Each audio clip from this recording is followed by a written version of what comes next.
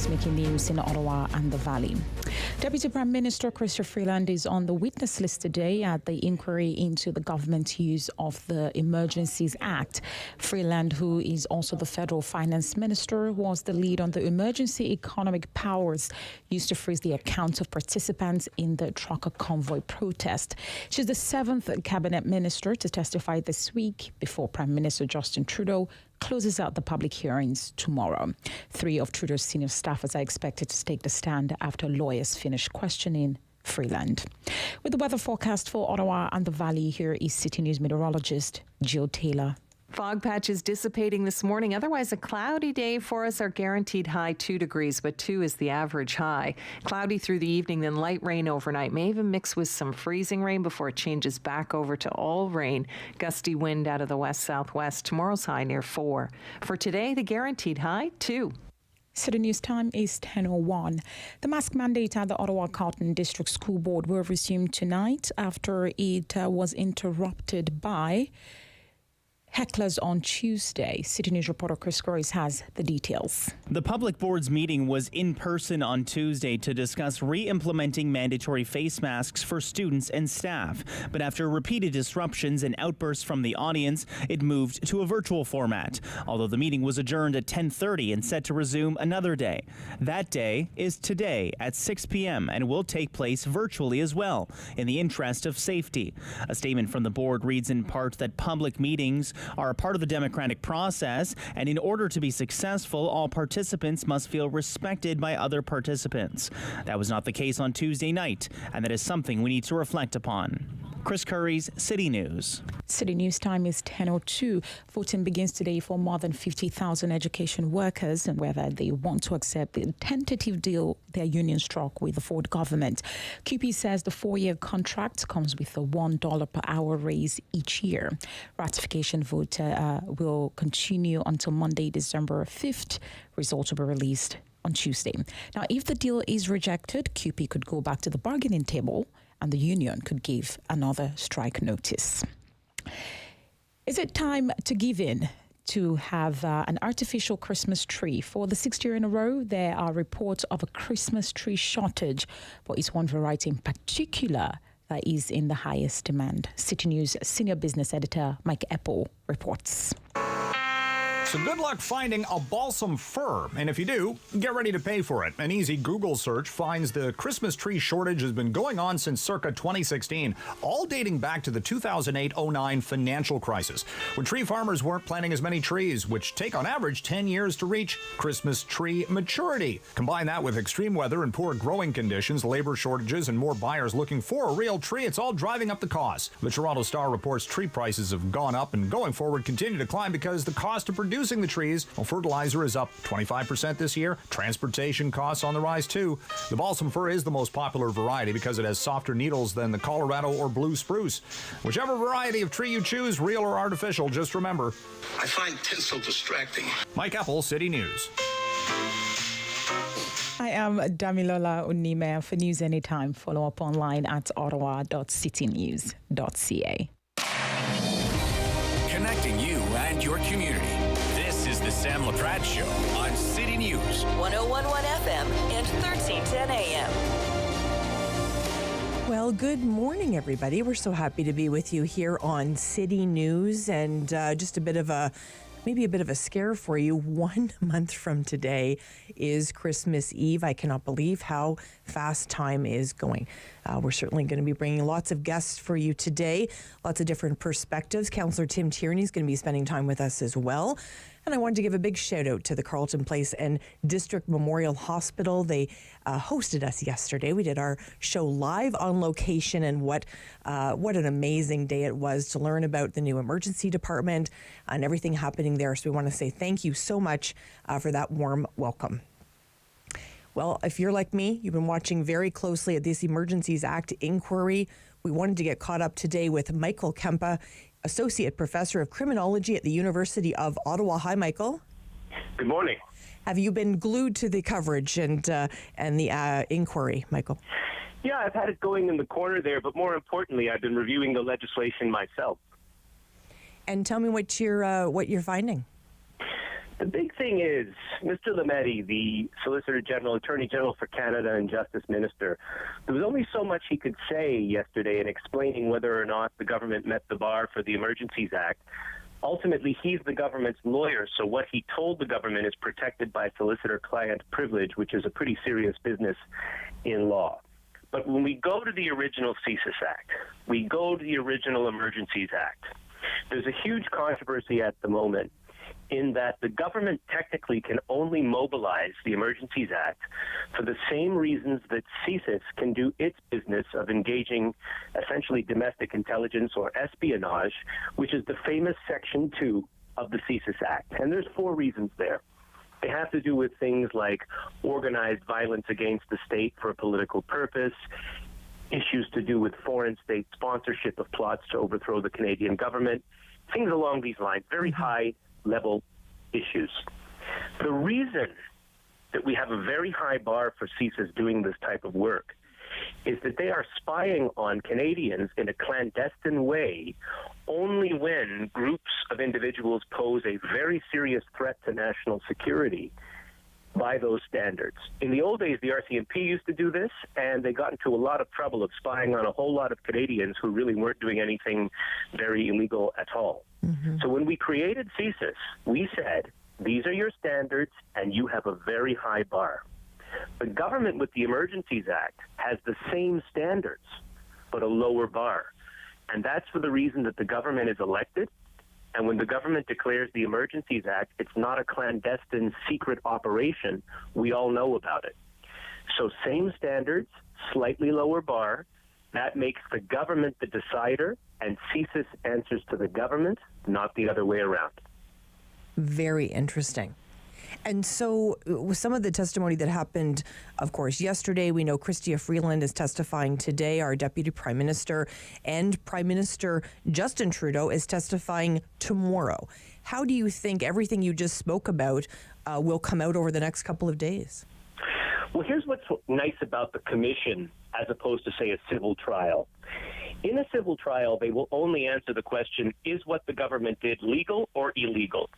And everything that I just said suggests that the government just snuck past the bar. It is legal, but it's not a slam dunk. It was a legal decision.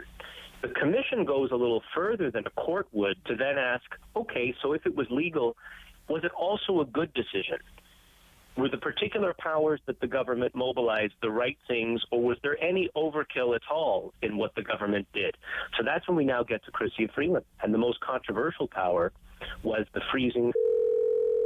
Oh, we've got an issue with Michael. We're sorry, because of technical difficulties. We're going to get Michael back on the line there. My producer, Aaron, will reach out to Michael. Just a small technical issue there.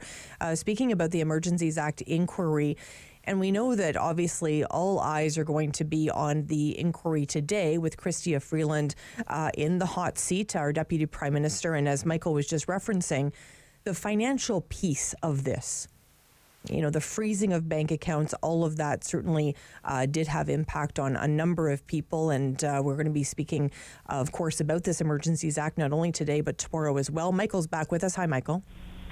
I'm back again, yes. Maybe CSIS heard what I was talking about and cut the line there. We hope not.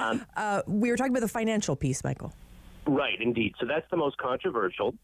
Now, we want to hear from Ms. Freeland, did you give proper guidance to the banks for how to do this? Because what we've been hearing is, even though accounts were only supposed to be frozen for the duration of the emergency, which was technically 9 days, there were people who had freezings of their accounts that went on for several months. We're hearing that banks were confused about what was supposed to be happening. The consequences of having your accounts frozen for an extended period of time can be catastrophic on people, where they would have missed payments, child support payments, found themselves in violation of court orders. When your credit score is affected by these types of things, you find yourself, you may not be able to get apartments, lease cars. So we really need to get to the bottom of, was this done properly and with maximum restraint? So it's not only was this legal, but did the government act with as much restraint as possible? Mm-hmm.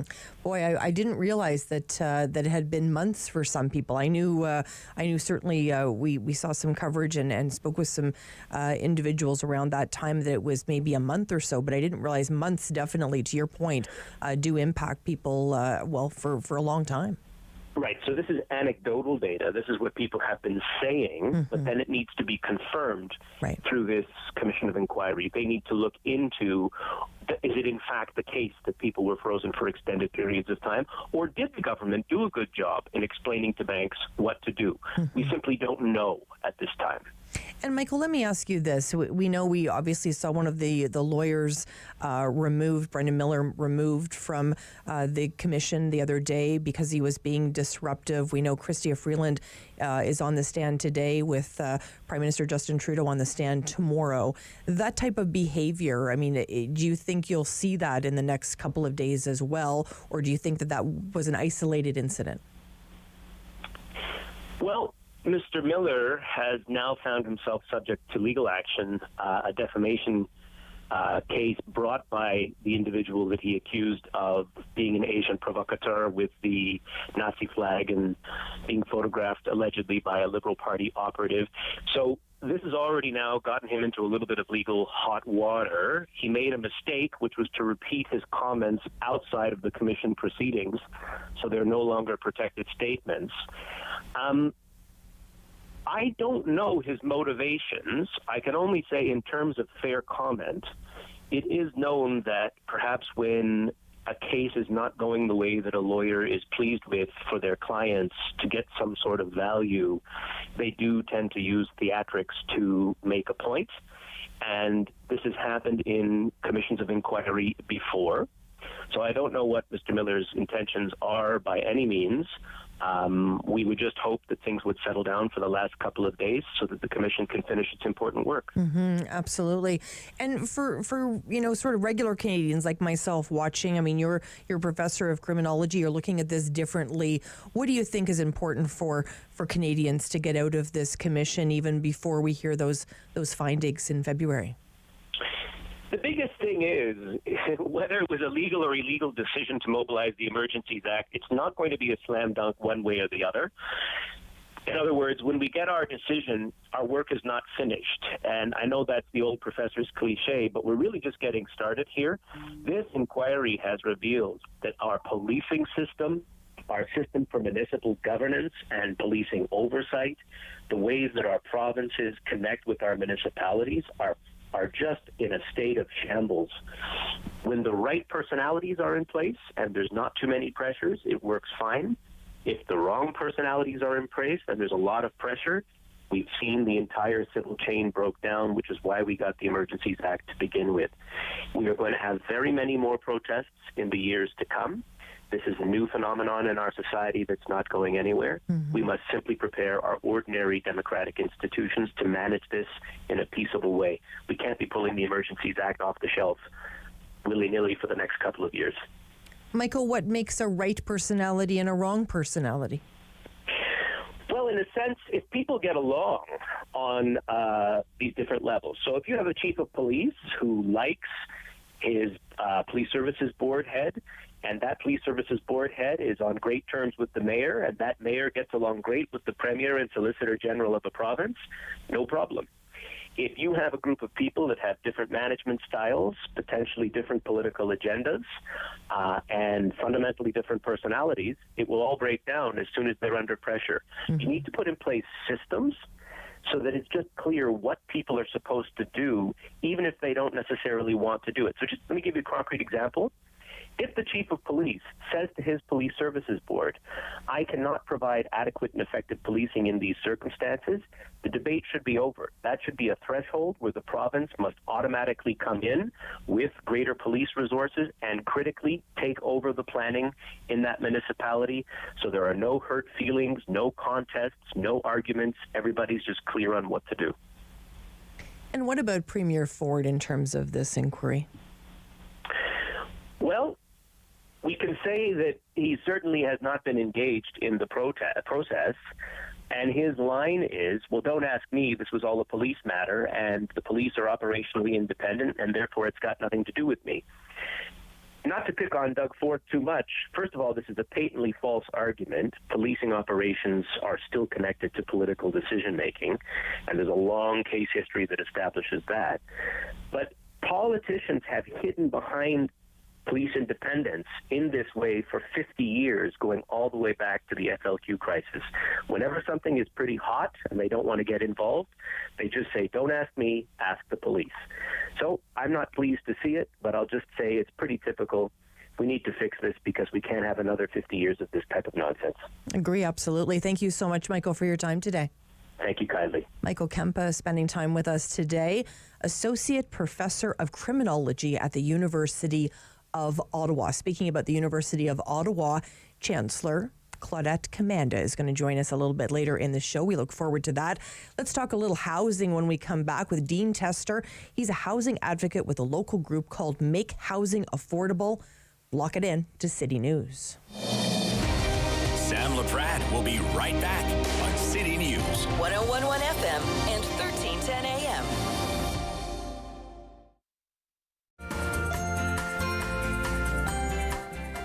This week on Simply Cooking by Chef, simple salads that will last all week in the fridge, give you a burst of flavor, and will please a big crowd. Every year, dozens of Canadians are killed or seriously injured because they take risks around railway tracks. Talk to your loved ones about rail safety. Visit stoptracktragedies.ca.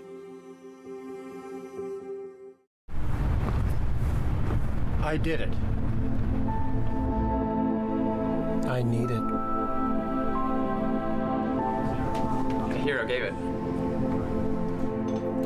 And I am alive. As an organ donor, you can save up to 8 lives and enhance the lives of 75 others. Please go to our website. Pledge a gift of life. You'll be glad you did.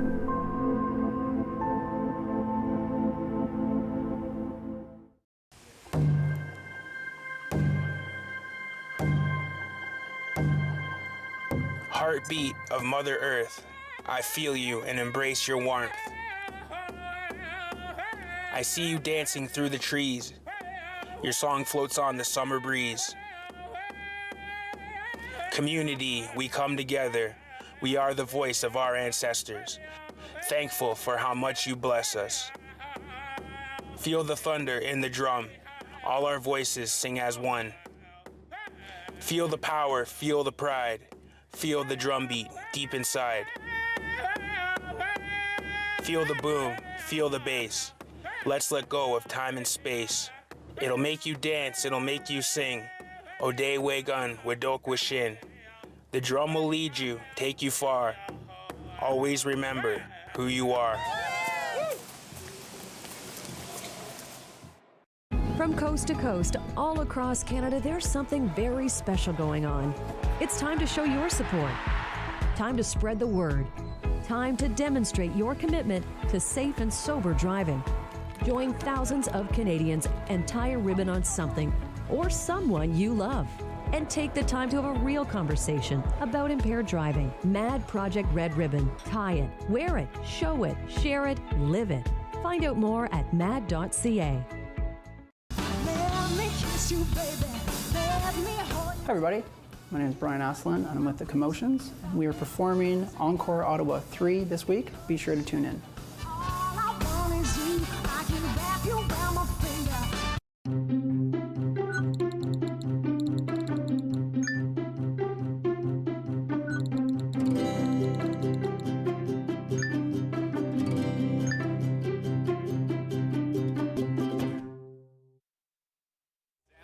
Show continues on City News. 101.1 FM and 1310 AM.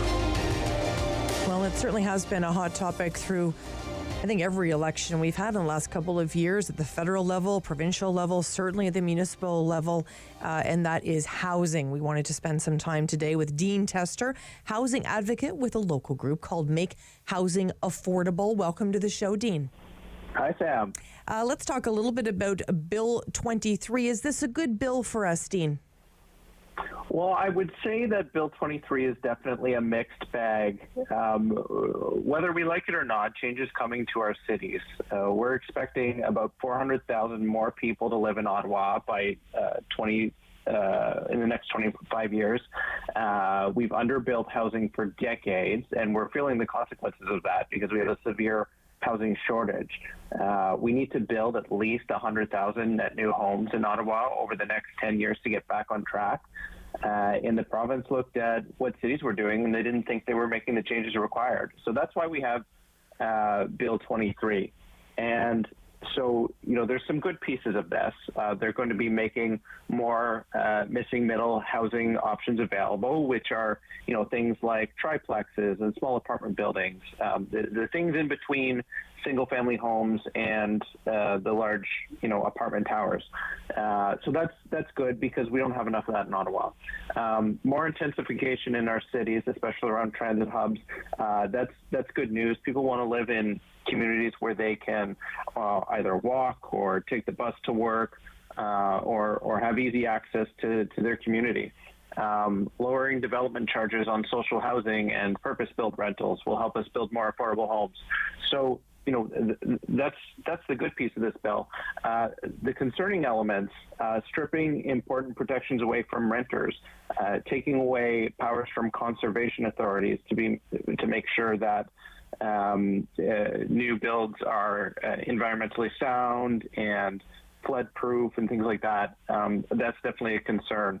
And then the other element of this is, on top of Bill 23, they've also made changes to the City of Ottawa's urban boundary, which is concerning because of the amount of urban sprawl that's going to create.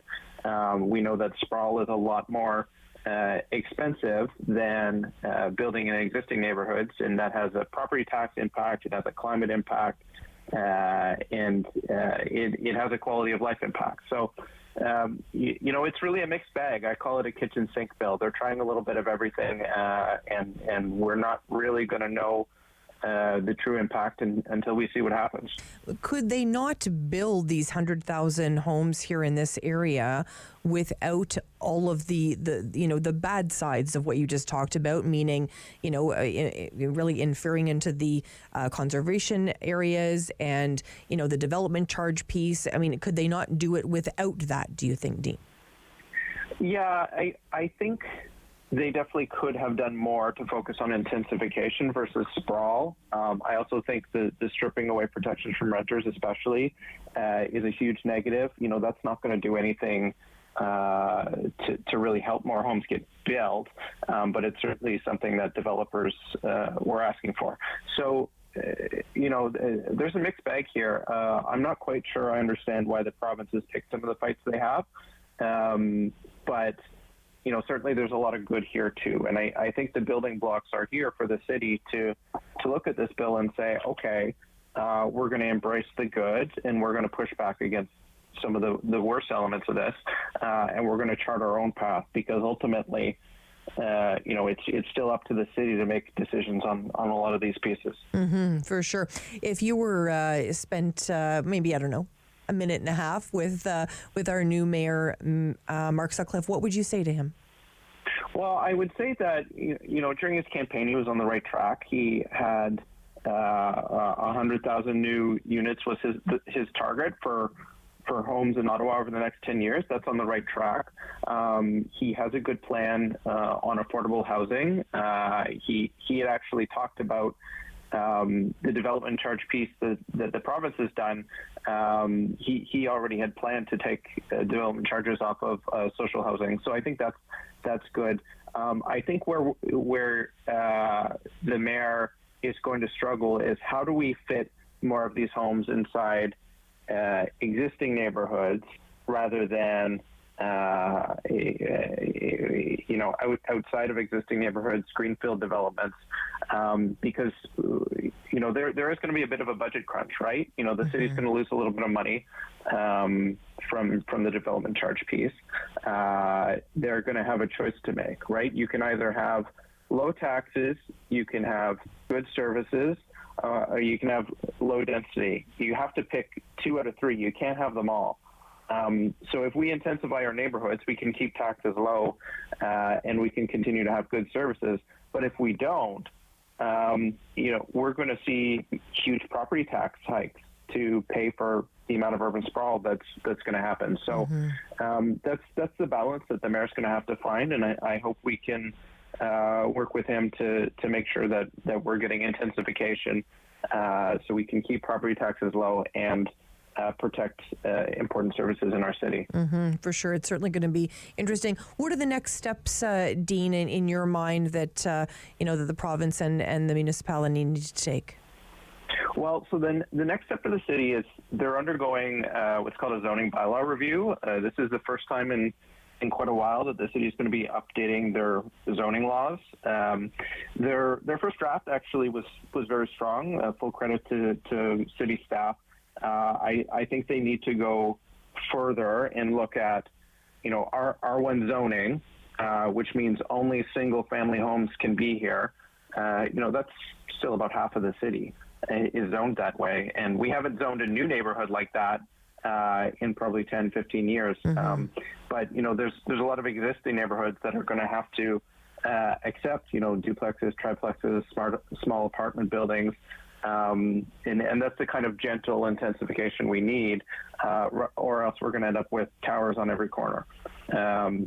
So making zoning more permissive, simpler is going to be a big key. What are the challenges? We have over 150 zones, different zoning classifications in the city of Ottawa. The planning system is so complicated. No normal person could ever be expected to understand this. It's so hard to understand what you can and cannot do with your own property. So that needs to be simplified if we want to get more homes built. So there's a few moving pieces here, but City Hall is going to have a big discussion about this over the next year, and they're going to have to move quickly to keep up with the timeline set up in Bill 23. Well, let's definitely stay in touch, Dean, and keep on this story. I appreciate your time today. Great to chat, Sam. Always a pleasure. Dean Tester spending time with us today from Make Housing Affordable. We're going to talk next, right after the news, about the children that are having their surgeries canceled at pediatric hospitals and the impact, not only here in this city, but across the country. Stay with us here on Rogers TV and City News. Sam Laprade will be right back on City News. 101.1 FM and 1310 AM. Play 4 games of bingo from the comfort of your own home each Monday at 7 p.m. for your chance to win money from our $2,000 regular bingo or $5,000 super bingo night. Kiwanis TV Bingo, Mondays at 7 p.m. on Rogers TV. Hello, I'm Jim Deeks, host of Canada Files. I hope you'll join me each week for interesting and informative discussions with some of Canada's most impressive people. I'm Mallory, and I was walking home one night when an impaired driver hit me. He had been overserved in 2 bars before getting behind the wheel. If the servers would have called him a cab instead of serving him more alcohol, my life would be the same as what it used to be. I think servers play the biggest role in keeping us safe because it's up to them what state the person's in when they leave. Refusing service isn't personal, it's the law.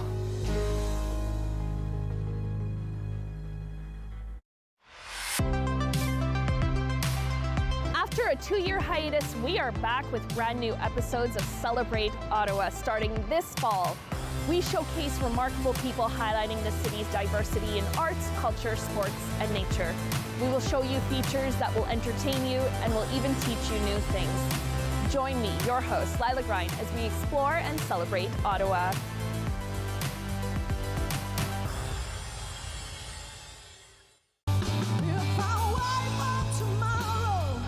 Hi, my name's Ange. I'm from the Angelina Hunter Trio. We will be performing this week as part of Encore Ottawa 3, and we really hope that you enjoy our set.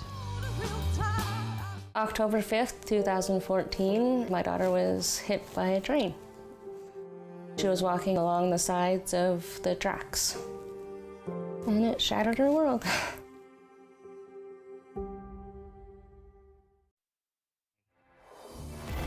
Number 1 for local news, traffic, and weather for Ottawa and the Valley. This is City News 101.1 everywhere. It's Thursday, November 24th. Good morning. I am Damilola Unime. Right now in Ottawa, it is -1. In Smith Falls, it is 1 degree. And here's what's making news this hour. Deputy Prime Minister Chrystia Freeland is on the witness stand at the public inquiry looking into the federal government's use of the Emergencies Act. Her testimony is focused on the state of the country and also the economy during the convoy protests in downtown Ottawa and at border crossings in Windsor, Ontario and Coates, Alberta. As Finance Minister, Freeland will be able to discuss the economic impact of the protest and the economic measures in the Emergencies Act, such as freezing bank accounts. Prime Minister Justin Trudeau is set to take the stand tomorrow. Ottawa Police is asking you to be aware of a missing 24-year-old woman. Isabel Martinez was last seen around her home in Orleans on Saturday. Isabel is Latina. She's 5 feet tall and about 120 pounds. She has long dark hair, half-dyed green, and she does use OCO transport to get around. Anyone with information is asked to call Ottawa Police. And Ottawa Police has launched the 7th installment of the Purse Project starting today until Friday, December 11th. Ottawa residents will be able to drop off personal hygiene products for women and men at participating Shoppers Drug Marts, police stations, and or at Citron Hygiene locations. You can donate products like tampons, soap, toothpaste, and also products for men. With current public safety measures, donors are asked to not put the products in purses this year. Just take them to the drop-off locations. City News time is 10:31. I am Damilola Unime. For news anytime, follow up online at ottawa.citynews.ca. The Sam Laprade Show continues on City News. 101.1 FM and 1310 AM. Deputy Prime Minister Chrystia Freeland is in the hot seat today. She's testifying at the Emergencies Act inquiry. We're going to bring that to you in a couple of minutes and share a little bit about that with you. We wanted to first start with Dr. Catherine Smart today, past president of the Canadian Medical Association. Hello, Dr. Smart. Good morning. Dr. Smart, the situation happening with children in this country in terms of emergency rooms, in terms of surgeries, overall care for them we've never seen things like it as I understand it. You can correct me if I'm wrong, but we're in a very challenging situation, are we not? Absolutely. You know, we've just seen a huge deterioration in our ability to deliver services to kids right now. And you know, it's a combination of really not having had adequate funding for pediatric healthcare in children's hospitals for many years, and now we're facing this incredible viral surge that's putting massive acute pressures onto our children's hospitals, which is, again, resulting in them having to cancel other things like surgeries and diagnostic imaging. So altogether, what we're just seeing is a huge challenge in being able to meet the needs of kids in our communities right now. And I think, Dr. Smart, I think people have the impression sometimes when there's lots of fundraising going on, we have big, telethons for CHEO, for instance, that there is lots of money. But the reality is, like you said, the funding needs to be there to obviously increase what's happening right now with this triple threat. We have obviously lots happening, but I'm concerned about children that are also waiting for surgeries and have been waiting for a while. Oh, as am I. I think it's really important for people to understand that there's no elective surgery in pediatrics. When kids are needing an operation, it's because there's something seriously going on with them. And we've had kids waiting now for years for some of these procedures. So it's really concerning in terms of the long-term impact. Does it keep you up at night, Dr. Smart? Oh, absolutely. It's something I think about every day. Of course, I have colleagues across the country. I'm serving these children myself and having my own patients waiting for these services. So it really does deeply worry me. Can our hospitals handle what's going on right now? I mean, we know that 16, 17-year-olds were asked to go to adult hospitals because of the little ones needing the children's hospitals. But really, can they handle this, or are we in a crisis situation? Well, I think it's absolutely a crisis. I think there's no question that they're pivoting all the resources they have. They're in Ottawa. You've seen CHEO stand up an additional ICU. they're pulling in the resources they've got to serve the community the best they can. But it's very challenging right now, and people are really being pushed to their limits. There's no question. So tell me, Dr. Smart, is this only Ontario? What are you seeing in British Columbia and in Prince Edward Island and everywhere in between?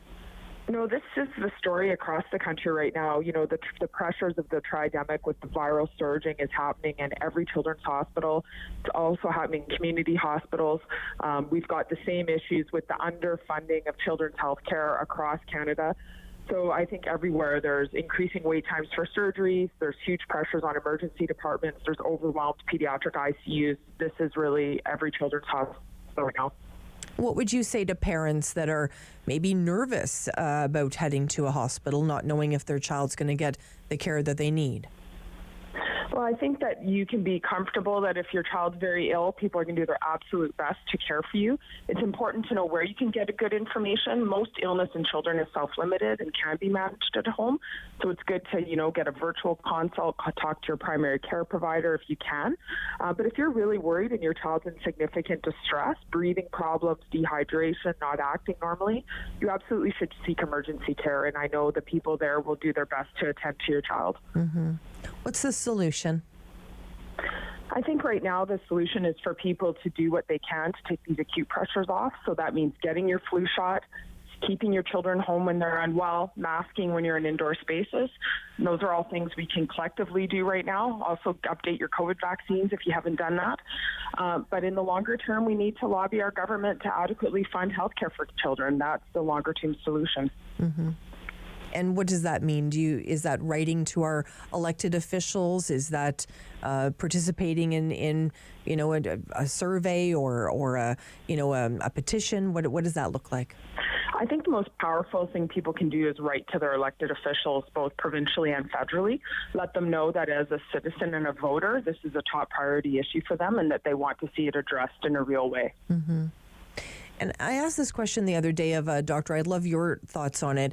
Why do we need the separate hospitals for the children, aside from obviously the obviously smaller beds and all of those things? But why is it so important that we have something special for children? Yeah, that's an important question. I think when you have a sick child, and especially now that we have many children with chronic and complex diseases, all the people that come around that child to provide care are specialists in pediatrics. The nurses, the child life specialists, RTs, the physicians. It's its own whole area of medicine and healthcare with special equipment and special people that deliver that care. And it's really challenging to deliver that care in an adult environment. And of course, for kids and families, it's important that the physical environment is also healing and welcoming and makes children feel comfortable. And that's really what children's hospitals provide, is they provide that special healing space where everyone's focus is on the child and the people who love them. Mm-hmm. Such an important conversation. And I know you're the past president now of the Canadian Medical Association. What was that like to be president during such a challenging time? Well, it was certainly not boring, but I would say it was a huge privilege to be able to speak out on behalf of colleagues and try to raise awareness to the public about just what is going on in our healthcare system. Really, it's an advocacy opportunity to try to get Canadians, waking up to the reality of what's happened to our healthcare system. And I'm optimistic that we're going to start to see some positive changes. We look forward to that. Thank you so much, Dr. Catherine Smart, spending time with us today on City News. She's the past president of the Canadian Medical Association. I don't know about you, but this Emergencies Act inquiry has been going on for a number of weeks. I've been following it closely. We wanted to bring some of that to you now. We're going to head to the Emergencies Act inquiry. Christia Freeland is on the stand today. Strong of the suggestions you can get bring in the military.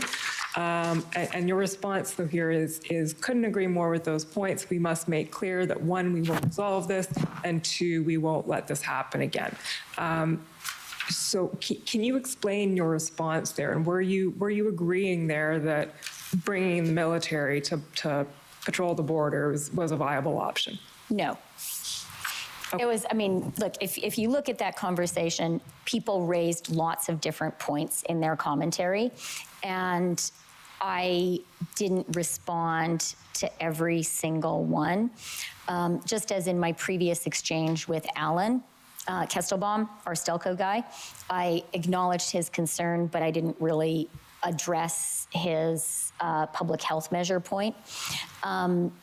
My point there was, as I said in my follow-up, that what we need to do is, as a government, one, resolve it, two, be clear it's not going to happen again. And, you know, from my perspective, the reason I convened that call, and again, probably worth highlighting, it is highly unusual for the CEOs, like highly, like never, I mean, I've only been finance minister for 2 years, but it hasn't happened before, and I hope it will never happen again. For the CEOs of all of Canada's banks on, you know, a couple of hours notice on a Sunday afternoon to come together on a Zoom call with the finance minister and deputy minister of finance. It's very, very unusual for them to find the time to do that.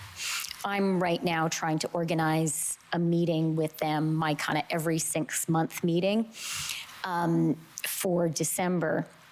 And it's the kind of thing that we sort of organize 4 to 6 weeks in advance, because these are all busy people. So that's kind of just worth mentioning. It shows their degree of concern and anxiety. Value for me of this meeting, why did I want to have it? What did I want to get out of it? 2 things. One, I wanted to hear from them, how worried were they? By that point, I was really worried. But we were contemplating, as you know, really serious action. And I needed to hear directly myself from the leaders of Canada's financial institutions. Did they share my level of concern? That was a very important proof point for me. So that was kind of number one. And it was important for me, for them, it was important for it to be a meeting of everyone, because that's also a measure of how worried were they, right? Are you prepared to say these things to a group of your peers? Is that's you judge your words carefully there, and you should. So number one, am I right to be as worried as I am? What do these guys think? And then number 2 concern was, okay, we do have some tools.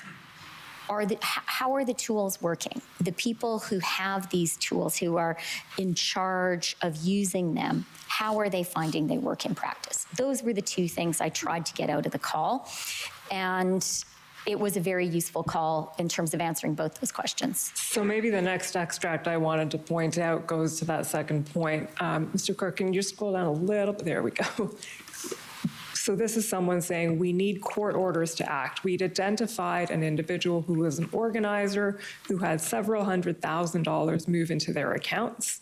We flagged it to FinTrack, started work on a court order, and because of the delay of 4 hours, the money was withdrawn before we could stop it. And you say there, you ask, was the problem there a gap in the current system, or that it moves too slowly? And the reply is 4 hours was too long. And then I think underneath that, we're listening to the Emergencies Act inquiry. Chrystia Freeland, our Minister of Finance and Deputy Prime Minister, is speaking right now with one of the attorneys. We're going to stay with us for about another minute, and then we're going to head to a break, and then we'll be back here on City News. One of those, I think, quotable quotes. Agree with my colleagues, the reputation of Canada is at risk. Just spent a lot of time in the U.S. last week, and we were being called a quote-unquote joke by people. I had one investor say, I won't invest another red cent in your banana republic in Canada. That adds to an already tough investment perspective on Canada. Did that have any impact on that? The banana republic idea? I mean, it's hyperbolic. Well, I mean, I believe, and subsequent conversations underscore, you know, if I were an editor, I would ask if I were still an editor, I would ask my reporter, is that a direct quote or are you paraphrasing? And I think subsequent conversations we had show that was a direct quote. And a direct quote that a Canadian bank CEO was relaying to me that he had heard on an investment trip to the US from someone who he wanted to invest in Canada. He was trying to persuade someone to invest in Canada. Chrystia Freeland, our Deputy Prime Minister and Minister of Finance at the Emergencies Inquiry today. We're going to be following this story very closely for you today. Some really interesting dialogue there regarding a meeting happening on a Sunday afternoon with all the CEOs of the banks of Canada. Stay with us here on City News. Sam Laprade will be right back on City News. 101.1 FM and 1310 AM. Join me for Season 3 of Paula Roy's Favorite Foods.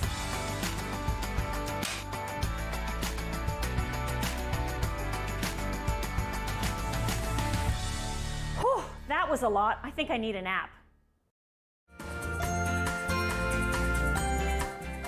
This week on Simply Cooking by Chef, simple salads that will last all week in the fridge, give you a burst of flavor, and will please a big crowd.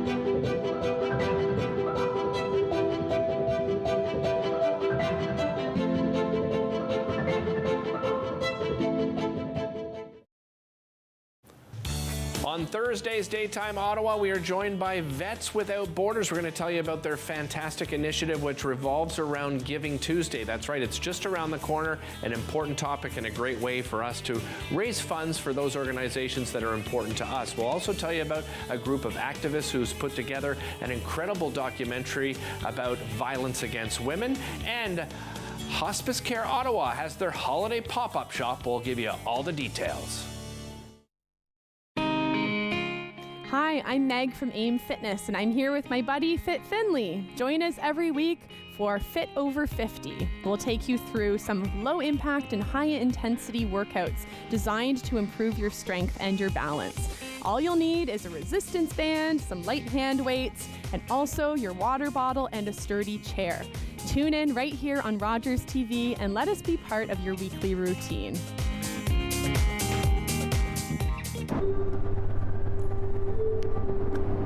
What is it? Anxiety disorder.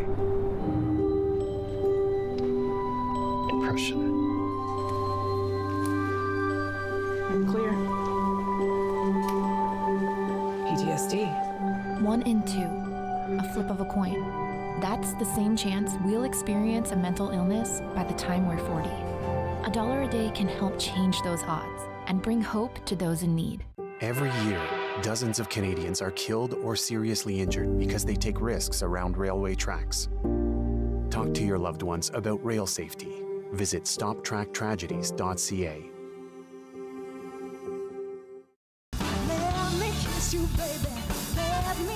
Hi everybody, my name is Brian Aslan and I'm with the Commotions. We are performing Encore Ottawa 3 this week. Be sure to tune in.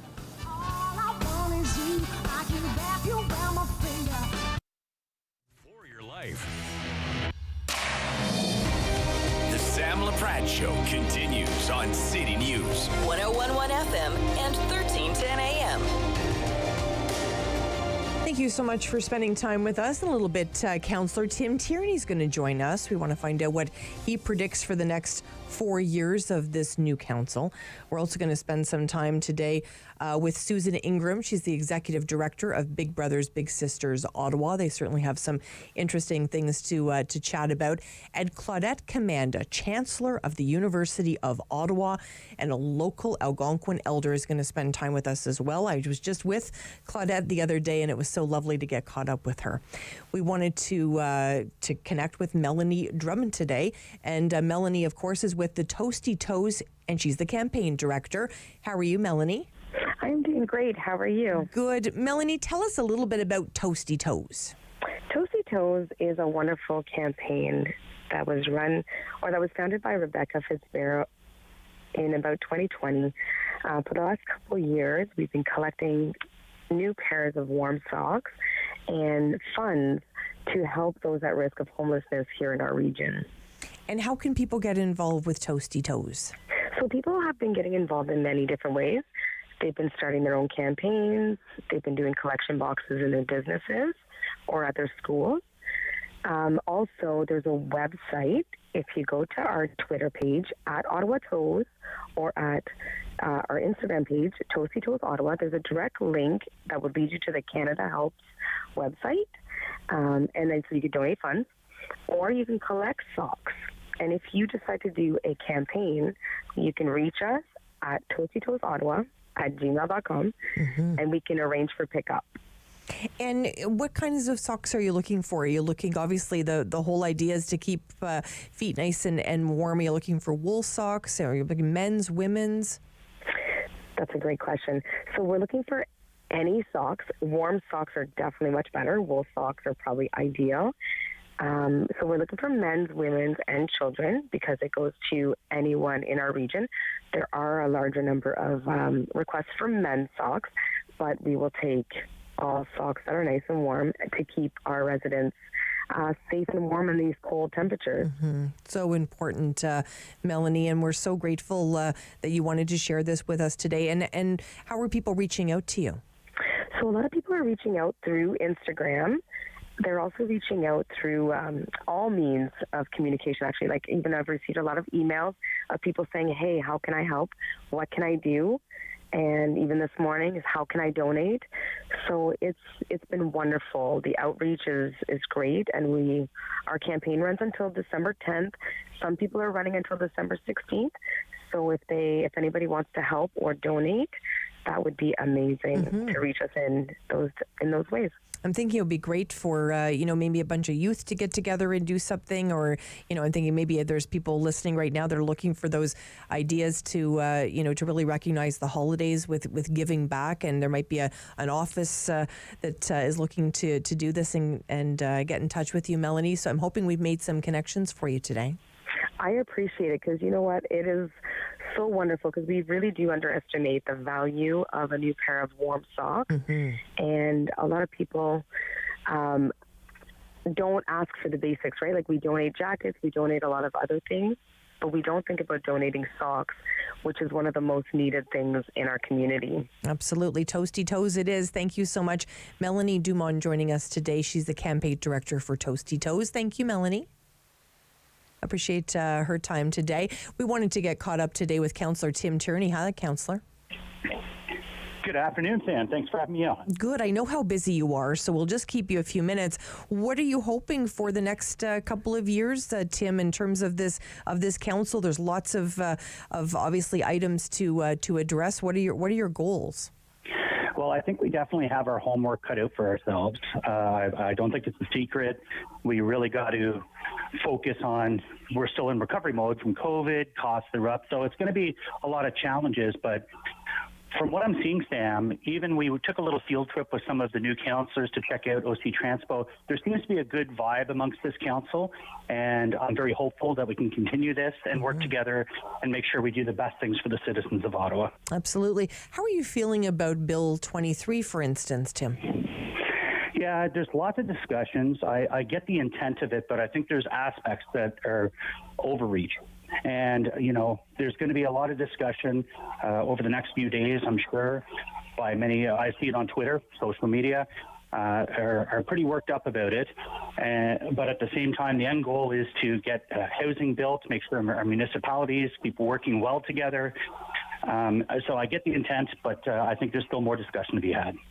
For instance, and there's obviously a couple of new faces at the table. I think 11 in all. Although Steve DeRush is coming back, he's served before.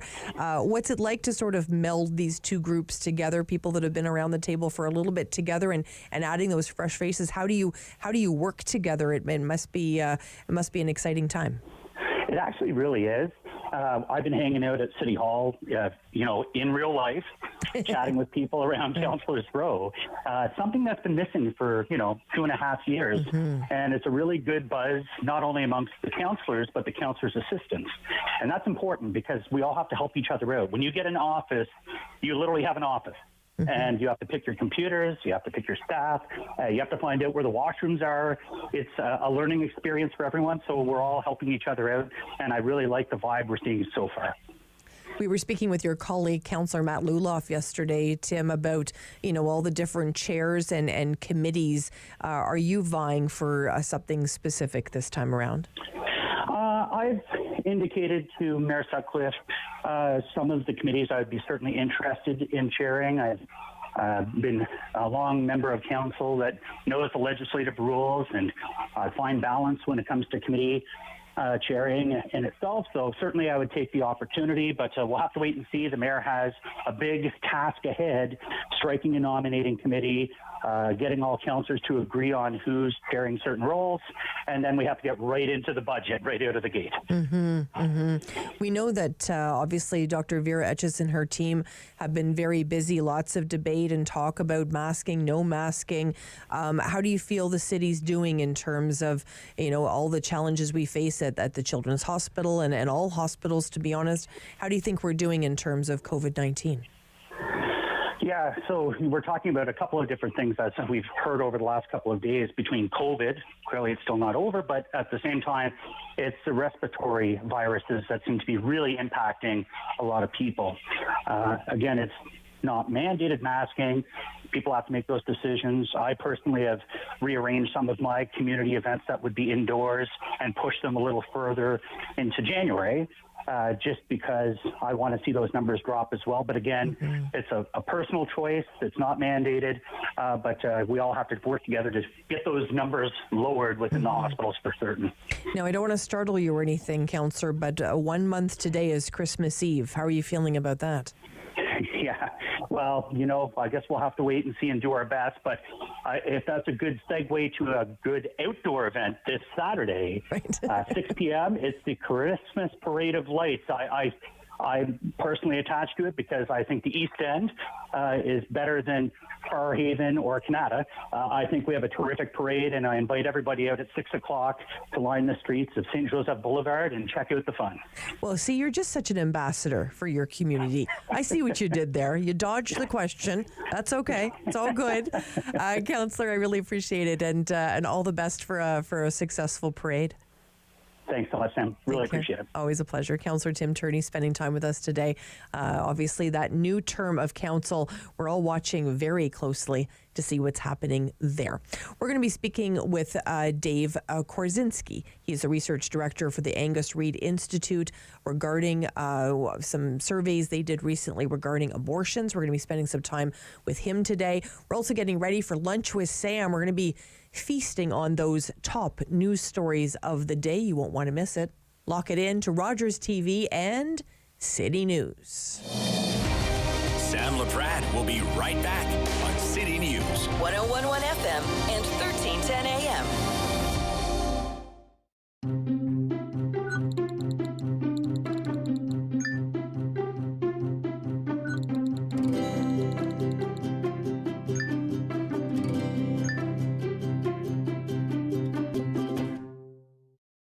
Play 4 games of bingo from the comfort of your own home each Monday at 7 p.m. for your chance to win money from our $2,000 regular bingo or $5,000 super bingo night. Kiwanis TV Bingo, Mondays at 7 p.m. on Rogers TV.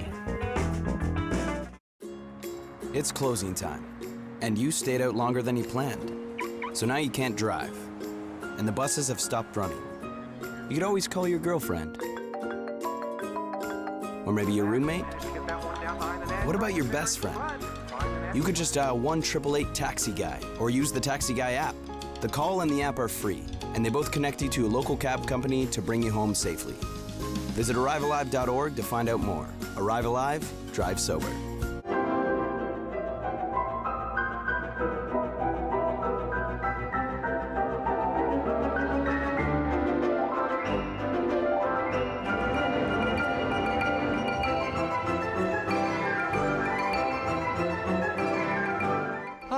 I'm Julian Armour from Music and Beyond. Join us for a new show this spring on Rogers called Music and Beyond Presents. Hello, I'm Jim Deeks, host of Canada Files. I hope you'll join me each week for interesting and informative discussions with some of Canada's most impressive people.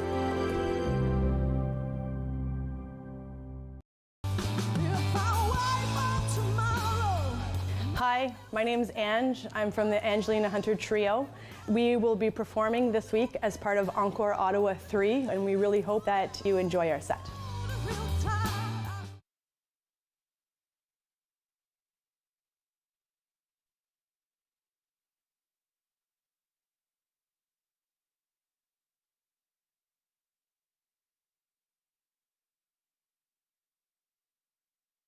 For local news, traffic, and weather for Ottawa and the Valley. This is City News 1011 everywhere. It's Thursday, November 24th. Good morning. I am Damilola Unime. Right now in Ottawa, it is -1. In Smiths Falls, it is 1. And here's what's making news in Ottawa and the Valley. Chrystia Freeland, Canada's Deputy Prime Minister and Finance Minister, is currently testifying at the inquiry into the government's use of the Emergencies Act. City News parliamentary reporter Cormac McSweeney has more. So far, the testimony from the Deputy Prime Minister has been focusing on the fragile state of our economy as the convoy protest began. She discussed the COVID recovery, inflation, and the impending invasion of Ukraine. The biggest economic issue, though, was a trade dispute with the U.S. over Buy America policies on electric vehicles. To give context, Canada was preparing $100 billion in countermeasures.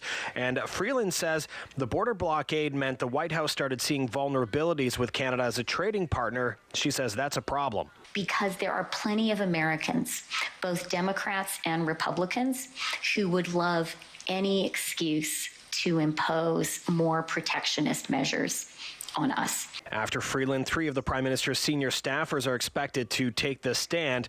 The Prime Minister himself will testify tomorrow. Cormac McSweeney, Parliament Hill. With the weather forecast for Ottawa and the Valley, here is City News meteorologist Jill Taylor.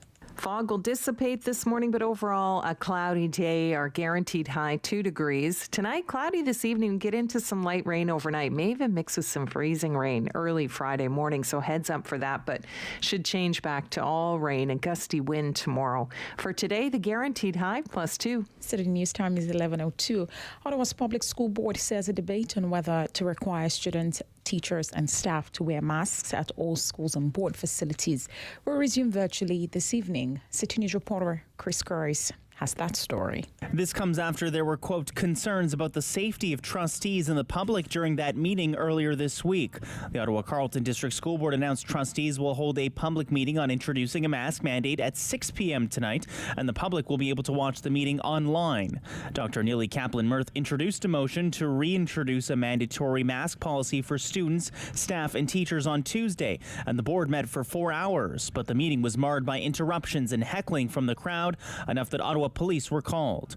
The board says public meetings are an important part of the democratic process, but all participants must feel respected by and be respectful of other participants to be successful. Chris Curry's City News. And it's the season of giving. And at the Ottawa Humane Society, any donations they receive until next Tuesday will be matched. A news release from the organization says an anonymous donor will double all the donations from now until Giving Tuesday. The funds are used to help care for the most vulnerable pets in our community, and you can make a donation at the Ottawa Humane Society's website. I am Damilola Unime. For news anytime, follow up online at ottawa.citynews.ca. The Sam Laprade Show continues on City News 1011 FM and 1310 AM. Thank you for joining us here on City News. We wanted to get caught up with an author today by the name of Ali Hall. Hi, Ali. Hi, Ali. How are you? I'm well, thank you. Who is this? It's Sam Laprade. We're on City News. Great. Yes. So we wanted to get caught up today regarding a book regarding trauma that you've written. Tell me a little bit about this book. The book is a novel, and it's about a young teenager, an American teenager. She is an incest survivor, and in her defense, she decides to steal a bunch of money from her parents and run away from home. So she ends up traveling in Asia, where while she's no longer being traumatized in the moment, the past is still with her, and so she I don't know if you've done much backpacking in Asia, but the Lonely Planet path is somewhat traumatic with the alcohol and the drugs and the men. And so what happens is that she gets invited to come to Japan with a couple who are just a really insightful couple, and they see in her that she really wants to heal, and she's practicing Tai Chi in Japan. And then this is where she starts on the real journey of the book, which is journey back to self. Mm-hmm. Really interesting. How did you get into writing, Ellie? Let's see, I was a journalist when I lived in Asia, and then I was back in the United States one day still working as a journalist, and I had this idea for a novel, and it went, That's amazing. And so I wrote it. And so I understand it's going to be published in March of next year. March 2nd. That's fantastic. And, you know, when you're sort of going through this process, what's that been like for you? The process of writing or the process of healing? I guess both. Oh, okay. Well, healing is very hard. It's very emotionally challenging.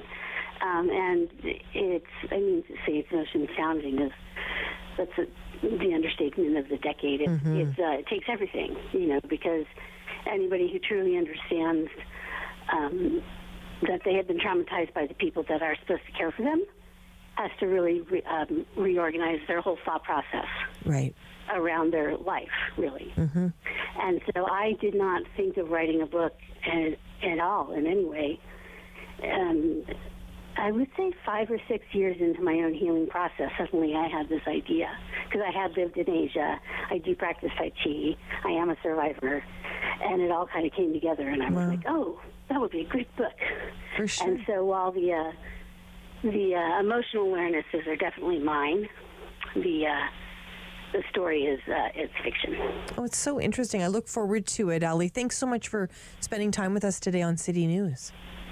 Thank you for letting me chat. Absolutely. Ali Hall is an author, and she's going to be coming out with her book. It's called As Far As You Can Go Before You Come Back to Me. Really appreciate that very much today, spending time with us. We wanted to head back to the Emergencies Act inquiry. We know Chrystia Freeland, Canada's Deputy Prime Minister and Finance Minister, is on the hot seat today. That could be devised that would help. That was how I understood Finance's job. Okay, so this would be more law enforcement / intelligence area. Okay. We can take that one down, Mr. Clerk, and move on to which sort of goes back to what you were just addressing, Minister Freeland. What do we do about this? So the development and the implementation of the Emergency Economic Measures Order. So again, we've heard at this point quite a bit about the orders and about what was done with them. So I want to take you to a few specific concerns that have been expressed about them. The first one being that the EMO is overbroad in the sense that it might capture individuals who are not really directly involved in the protests, but people who donated to the protests and or have adverse effects on family members. If you freeze someone's bank account, it may be a spouse or a child or someone else who suffers. So my first question is that a concern that you were aware of? Is that a concern that you had? And is that a concern that you felt was properly addressed within with the measures that were enacted? Okay, that's a lot of questions, but that is kind of, I would say, core.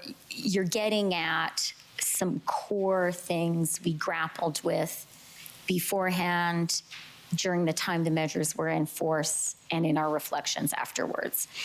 And I want to start by saying something that I was really, really worried about and extremely conscious of the whole time was, I've talked a lot about my profound conviction that Canada was in economic jeopardy. But then as we were talking about, okay, what can we do about it? I had probably an equally profound and even emotional concern of we don't want anybody to get hurt. And one of my colleagues said to me, in our conversation about all of this. As you know, we were talking constantly, and I was sort of saying, we really have to act. Something has to be done. And I remember a colleague saying to me, my nightmare is blood on the face of a child. And I remember that very clearly because I was worried about that. And I really was conscious that, yes, we had to end this, but it was so important for it to be ended peacefully without anybody being hurt. So that was a hugely important objective for me.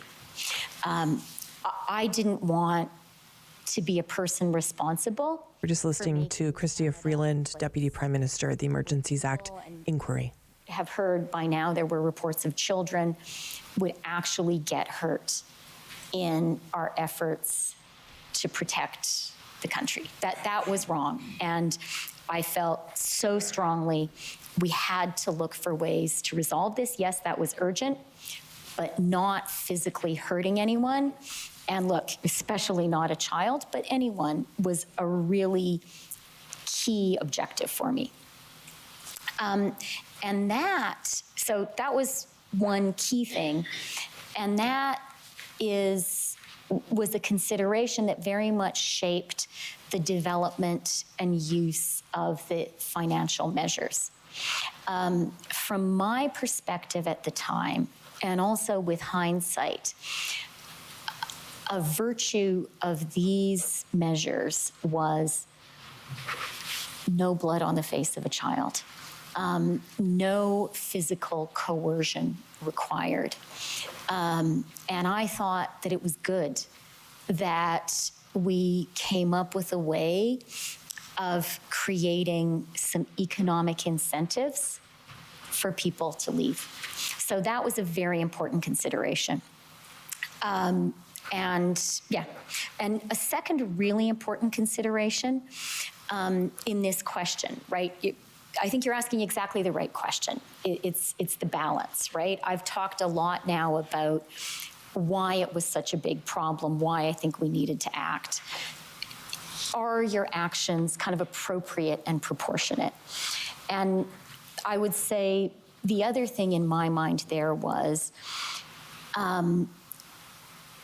we needed to always have in our minds, yes, a concern about the number of people who would be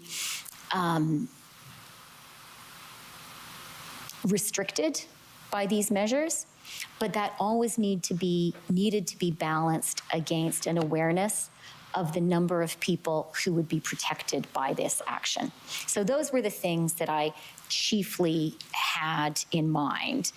And, I think at the end of the day, it was something like 280 accounts frozen. One of the reports I remember when we were at like 240 or 241 accounts frozen, my numbers won't be exact, but I know you guys have all the numbers too. It was something like 57 people when we were at around 240. So I don't have the exact figure of how many actual people when we were at 280, but I think we have an idea of the ballpark. And so in my mind, I say, okay, that I regret that happened to those people. I really do. I would have preferred, it was a serious thing. I would have preferred not to have had to do this. But in my mind, I weigh that against what I really believe is the tens, hundreds of thousands of Canadian jobs and families that we protected. So that's kind of a high-level thing. I can talk about donations and family members if you'd like me to.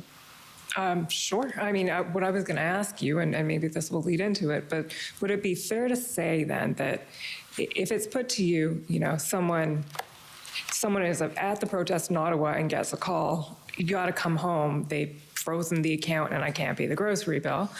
In a sense, that is the measure doing exactly what it was designed to do, which is create an incentive for that person to have to go home and leave the protest. That is in effect exactly what the measure was trying to do, because the purpose of it was to avoid what you saw as a worse outcome, being an enforcement action that would have potentially violent aspects to it.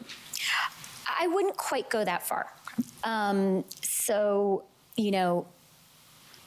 Had it been possible, if we lived in a universe where, it was possible that a jointly held family account, the family members could still have access to it, but the person doing the illegal activity didn't, that would be great.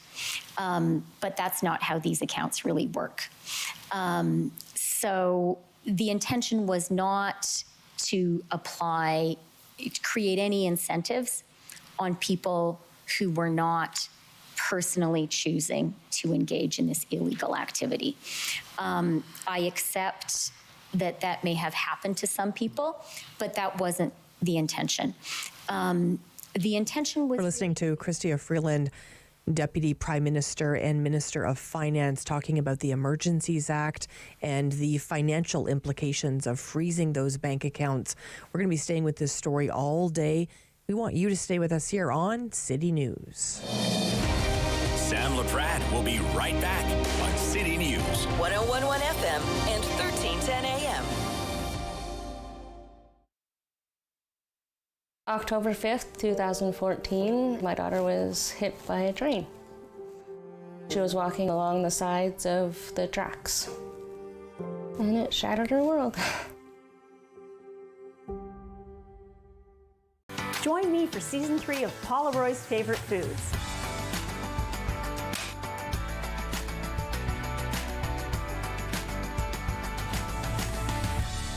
Whew, that was a lot. I think I need a nap. It was John's graduation. We were so proud. We all got together for a picnic. That's when we heard coming from the radio. So we stopped and we listened. It helped us get to safety. That's why when I think of John, because now he has a real future to look forward to.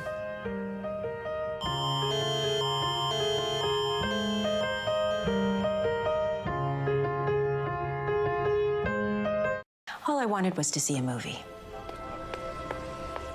One down, please. I can't sell downstairs tickets to you people. How dare they? I could afford to buy the more expensive ticket. I run my own business. But they refused to take my money.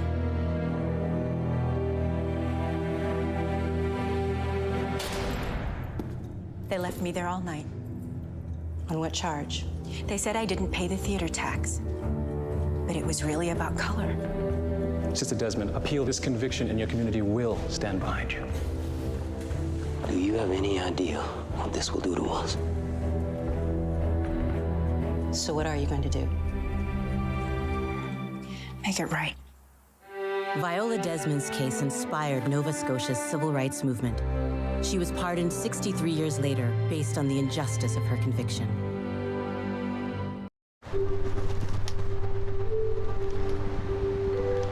Bipolar disorder. Substance addiction.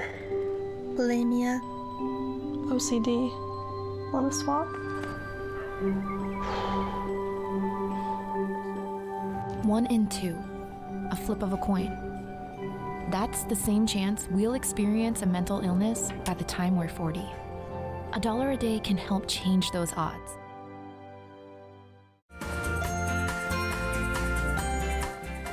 This week on Simply Cooking by Chef, simple salads that will last all week in the fridge, give you a burst of flavor, and will please a big crowd.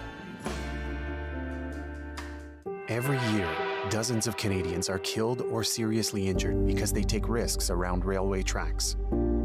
Talk to your loved ones about rail safety. Visit stoptracktragedies.ca. Sam Laprade Show continues on City News. 101.1 FM and 1310 AM. Well, we know with the United States reversing the decision regarding Roe versus Wade, the topic of abortion has been top of mind for many. We wanted to hear from Dave Korzinski today, research director with the Angus Reid Institute. How are you, Dave? I'm doing well. How are you, Sam? Good. You did some polling in terms of abortion in this country. Tell us what you found. Yeah, we did a couple of studies, actually. We're doing a three-part kind of program on this, and we wanted to look at it in some detail in terms of what people's experiences are and then what broader perceptions are. And what you see is, I don't think that it's talked about often, but abortion is relatively common in Canada. What we've found is that 16% of our respondents say that they have personally had an abortion. And 41% say that they have somebody who's close to them, a close friend or a family member who has had this experience as well. And here we're talking specifically about surgical abortion, not about medical abortion or a pill that is taken after the fact. It's really an interesting story in that, you see this across all generations, among our female respondents. At least 1 in 10 of all age groups saying that they've personally had this experience, and about 2 in 5 across all age groups saying that they have somebody close to them who's had it. So definitely something that a lot of women have had exposure to over the course of their life. And I think something that, we often get into these debates about, whether you're pro-choice or pro-life, and we have these kind of black and white conversations about it. I think it's important to note just how common this experience is for people in Canada and how many people have dealt with this. Dave, give us a sense of a question or two that you asked.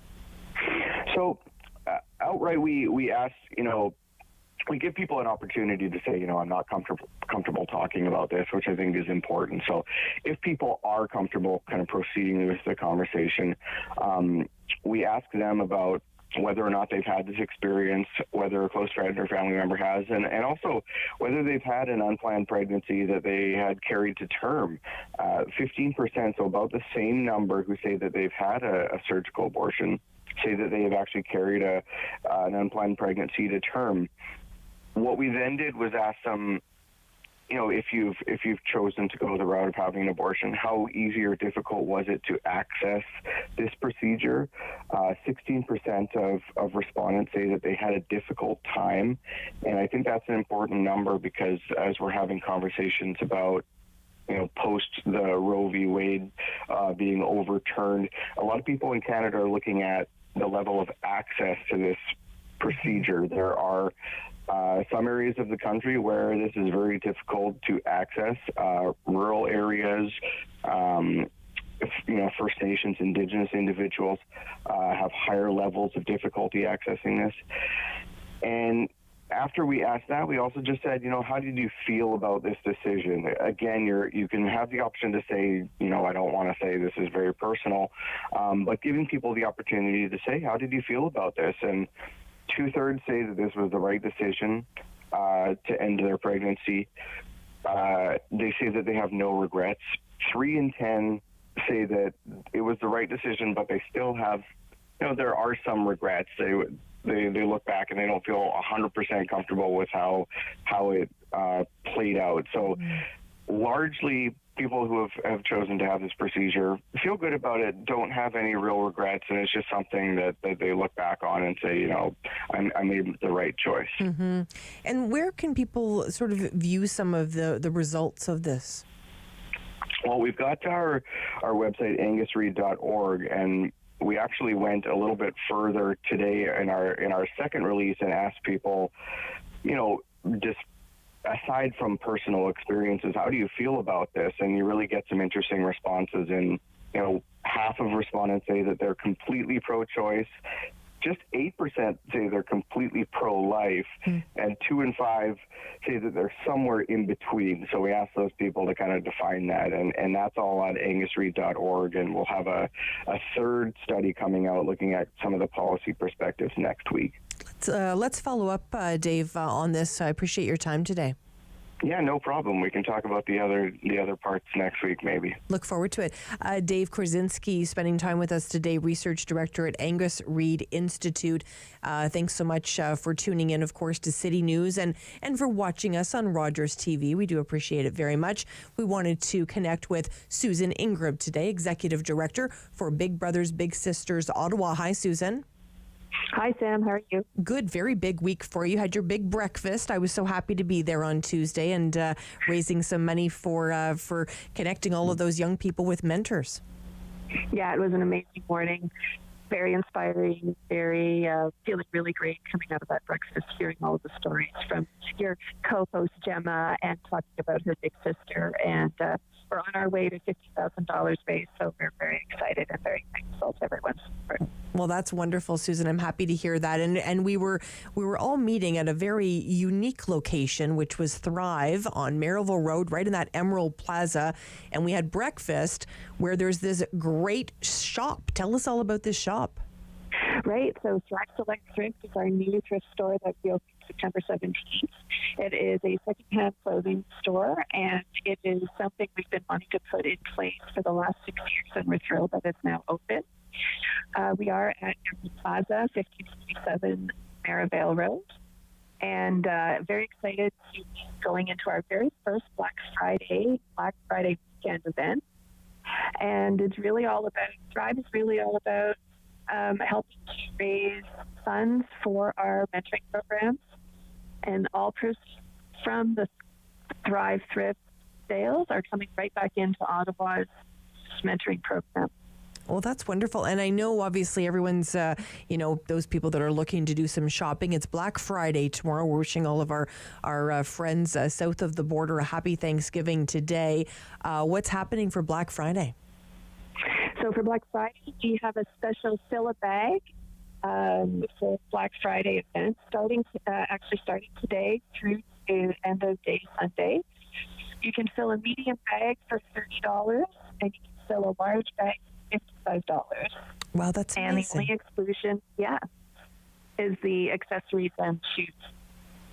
Wonderful. Thank you so much, Susan, for sharing that with us. I think it's a wonderful initiative, and congratulations on the success of the breakfast. And we hope everybody goes shopping at Thrive tomorrow. Thank you. Thank you so much. Susan Ingram spending time with us, Executive Director for Big Brothers Big Sisters Ottawa. Great organization. If you haven't checked them out, definitely do that. They're in their 51st or 52nd year of serving this community. So they've been around a long time, and we certainly value the work that they do. And speaking of that incredible breakfast, ironically, Claudette Commando was at that breakfast, and she joins us next here on City News. Sam Laprade will be right back on City News. 101.1 FM and 1310 AM.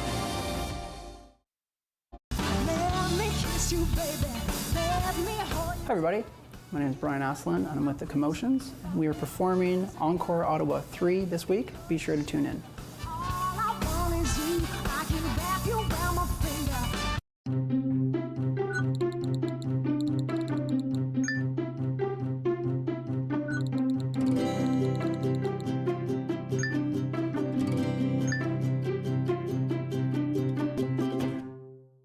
It isn't the heavy trays that make the job difficult, or the fast pace you need to keep up. It's not working another double because someone called in sick. What makes the job tough is the moment you realize a customer has had enough, and you have to make that decision not to overserve. Refusing service isn't personal, it's the law. We know it's not easy, but we're counting on you to keep us all safe. Thank you, servers, for doing the tough job. Once upon a time, in a nursery rhyme, there were 3 bears. 1, 2, 3 bears. And they went a-walking in the cool woods a-talk. Rogers TV invites you to let your imagination roam as we present Ottawa Storytellers. Each week, we'll present a collection of original creative stories and inspirations for children of all ages. Join us for Ottawa Storytellers on Rogers TV. Play 4 games of bingo from the comfort of your own home each Monday at 7 p.m. for your chance to win money from our $2,000 regular bingo or $5,000 super bingo night. Kiwanis TV Bingo, Mondays at 7 p.m. on Rogers TV. Hello, I'm Jim Deeks, host of Canada Files. I hope you'll join me each week for interesting and informative discussions with some of Canada's most impressive people.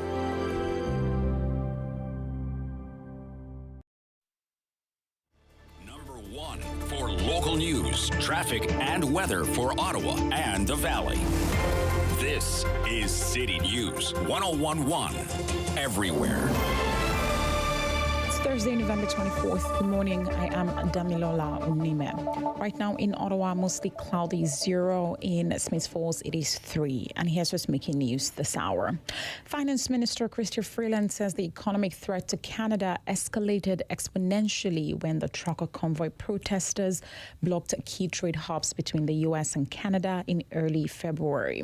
Freeland, who is also the Deputy Prime Minister, is testifying today at the public inquiry investigating the Liberal government's use of the Emergencies Act. She says Canada was already facing several serious economic threats when thousands of protesters descended on Ottawa in late January to protest COVID-19 restrictions and the Trudeau government. She says the threats reached new levels when protesters blocked cross-border traffic on the Ambassador Bridge in Windsor, Ontario, which is the busiest trade route between Canada and the U.S. Now, Ottawa Police has launched the 7th installment of the Purse Project. Now, starting today until Friday, December 11th, Ottawa residents will be able to drop off personal hygiene products for women and men at participating Shoppers Drug Marts, police stations, and or at Citron Hygiene locations. You can donate products like pads, tampons, soap, toothpaste, and also products for men. With current public safety measures, donors are asked to not put the products in purses this year. Just take them to the drop-off locations. City News time is 11:31. I am Damilola Unime. For news anytime, follow up online at ottawa.citynews.ca. The Sam Laprade Show continues on City News 101.1 FM and 1310 AM. Thank you for being with us here on Rogers TV and City News. We wanted to head to the University of Ottawa now and spend some time with Chancellor Claudette Commanda. Hello, Claudette. Hello, Sam. How are you? It's lovely to hear your voice again. I was just saying as we were coming to you that we obviously were with each other on Tuesday, which was fantastic at the Big Brothers Big Sisters Ottawa. You gave a beautiful blessing that morning. Thank you. Thank you, Sam. It was beautiful to be there. There are lots of things going on in this community, and this, what we're about to chat with now regarding the University of Ottawa dedicating and really transforming the future of research and learning in terms of Indigenous health and health sciences. Where did this come from, Claudette? Well, this comes from initially from the University of Ottawa's action plan on supporting Indigenous students in Indigenous communities, but it relates to the reconciliation memorandum of understanding that the University of Ottawa had signed with Indigenous communities. This is an action plan. And with the way I see it, it's reconciliation. And it's really showing how the University of Ottawa is living up to its commitment in building the relationships, the partnerships, and a healing path, informing that good work that needs to be done. And this partnership, relationship, reconciliation with Indigenous communities. And what better place but to start in focusing on health. Mm-hmm. This is so important. And to change the lives and to build healthier communities through this innovative research and learning into health sciences with Indigenous peoples. Mm-hmm. And of course, I want to share with our listeners as well, Claudette is a local Algonquin elder as well. And I know, wonderful things happen through partnerships, and BMO and the University of Ottawa have really, partnered together on an incredible campaign. Walk us through this. Well, again, I reflect back on saying that it started with those the leadership that had vision and how to what was needed, and if you're looking at reconciliation, what was needed is to build that partnership, reaching out to those First Nations, Indigenous communities, bringing them into the university community, speaking about those needs, seeing this vision of an action plan. And with respect to BMO, what I can say is that in addition to me being very proud to serve as Ottawa U's first Indigenous Chancellor, I'm also a proud member of the BMO's Indigenous Advisory Council. And it's so important for BMO to build this partnership with the University of Ottawa. And this partnership has demonstrated its commitment to listening, to learning, and to stand with Indigenous peoples from across Canada. So, again, it's all part and parcel of this action plan, building reconciliation, indigenizing curricula and research on campus. So important. And, we've taken small steps, but look at the small steps lead to grand results. Absolutely. And we know that this $2.5 million gift is in addition to BMO's past investments. So they've gifted $4.6 million. This latest gift, tell us how it'll be put to good use, Claudette. Well, excellent. Generous. This gift of $2.5 million will help to build a new health sciences building, which will be located at the current Lees Avenue campus. This gift of $2.5 million will also contribute to innovation, collaboration through the Faculty of Health Sciences, those 5 academic units such as nursing, nutrition sciences, human kinetics, interdisciplinary School of Health Sciences, but it's also leading or result. It's going to create this result of promoting the university, promoting the health sciences of university, because Indigenous students who want to pursue a career in health, what better place but to come to the University of Ottawa, because it will have this gift that's going to create this research chair in Indigenous health. It's going to create this campus that is going to be very open and receptive of Indigenous knowledge, Indigenous health. And Claudette, take me to the very first day that you walked into U Ottawa as a student. I mean, I can't even imagine that you would think that all of this would transpire, especially as you as Chancellor. I mean, it really is incredible. It's a beautiful story.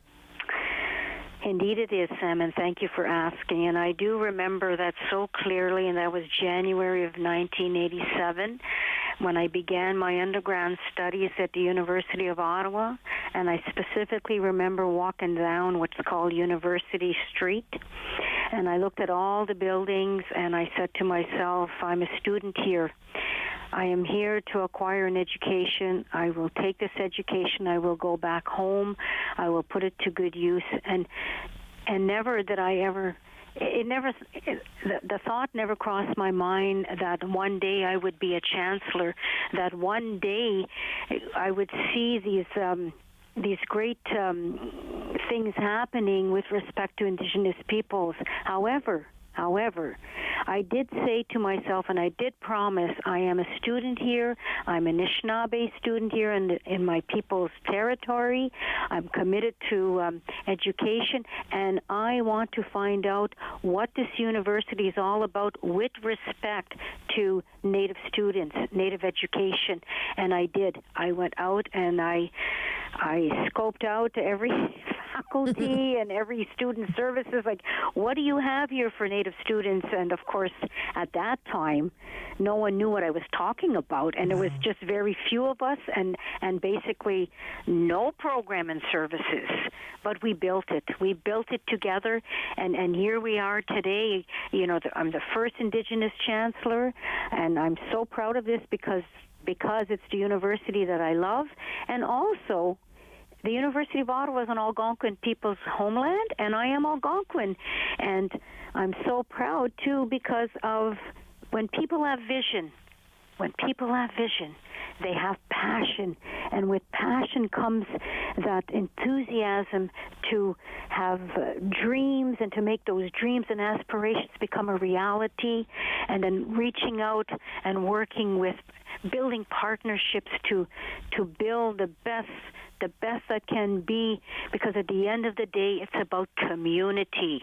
And so my first day at Ottawa U was all about community, and here I am 30 plus years later, and it's still about community, and we're going to continue to grow this community. So what's different, Claudette, from when you walked in January of 1987 to when an Indigenous student would be walking in to the University of Ottawa today?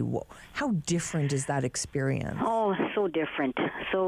I remember back then just feeling isolated, feeling alone, that there was no one else like me, meaning to say Anishinaabe, or where were the other First Nation students. So really feeling, you're alone in this big environment.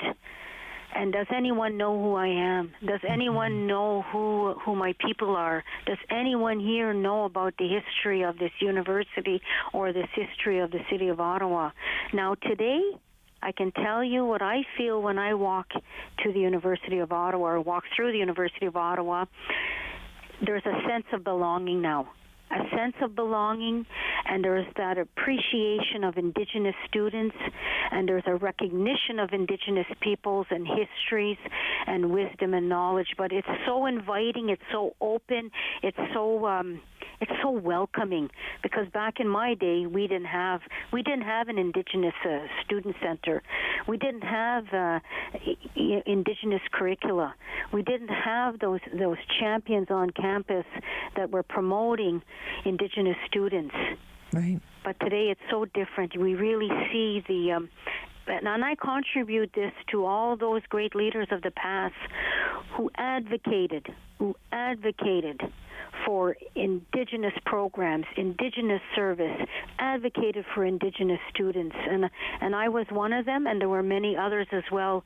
So it was the good works of those in the past that have brought it forward to the present of today, and together we will continue working for the future and to enhance Indigenous students, Indigenous program, Indigenous service, Indigenous peoples, period.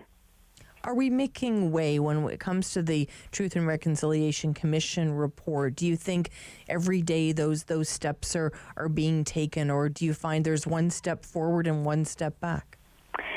Very good question. That all depends on the issue, but what I could say is that we always have to remain positive, and I do see many good changes that have come since the TRC report of 2015, the calls to actions. We have to take small steps, but those small steps will do it the right way. Do it the right way with the right intentions in the right way, and we will see those grand results.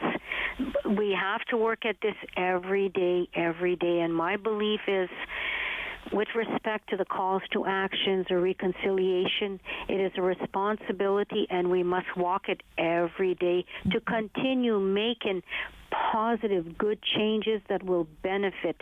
And if we're benefit Indigenous children, if we're looking at education, well, it is about the students, because at the end of the day, those students are acquiring, and we want them to acquire the best education that's also built on Indigenous knowledge and lived experiences, because in turn, they take their education, they go out into the world, they're going to whatever they choose to be their career will have a positive impact, a holistic positive impact for all of Canada. How important is language, Claudette? I'm thinking to, when I spent time with you on Tuesday, there's about 100 people in the room, and you spoke your language and shared blessing with us in that way. I look back to when I was 20, 30, 40. I'm 51 now. I didn't hear the language of Indigenous people. How important is language? Oh, our languages are so important. Our languages are the first voices, the first expressions of our identity and culture and history of this land called Canada. Our languages are sacred. They're sacred to us. They are our identity and our culture. And we believe that our languages are a gift from the Creator. And our languages are who we are. It defines our ways of knowing, our ways of being, our ways of understanding, our teachings, our languages. Our languages are the foundation and the pillar of all our knowledges. And we must continue to promote, protect, revitalize all Indigenous languages, because those languages are a birthright for our children. So I want to see the University of Ottawa provide more space, more room, more support for Indigenous languages to be enhanced, and we need to our languages cannot die, because we have nowhere else to go in this whole world to find our languages other than where we are here, created on this land called Turtle Island. Well, you've done it again. You've taught me something again today. Thank you. Oh. Thank you, Sam. Thank you very much. Claudette Commanda joining us today, Chancellor of the University of Ottawa, and I'm just so grateful for her time today, sharing about that incredible gift as well from BMO, and we just love hearing that good news today. When we come back, Eric Alper's going to be here. We always talk a little music with Eric Alper. It's always fun. You want to stay with us here on Rogers TV and City News. Sam Laprade will be right back on City News. 101.1 FM and 1310 AM.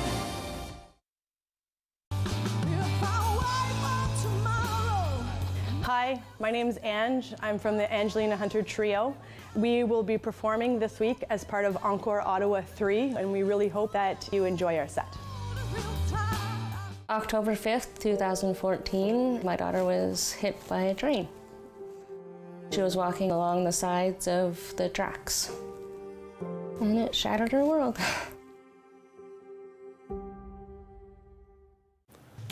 On Thursday's Daytime Ottawa, we are joined by Vets Without Borders. We're going to tell you about their fantastic initiative, which revolves around Giving Tuesday. That's right, it's just around the corner, an important topic and a great way for us to raise funds for those organizations that are important to us. We'll also tell you about a group of activists who's put together an incredible documentary about violence against women, and Hospice Care Ottawa has their holiday pop-up shop. We'll give you all the details.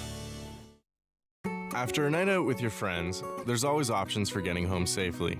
You could call your BFF, your mom or dad, whoever you can count on for a safe ride home. You could call your favorite cab company or 1-888 taxi guy.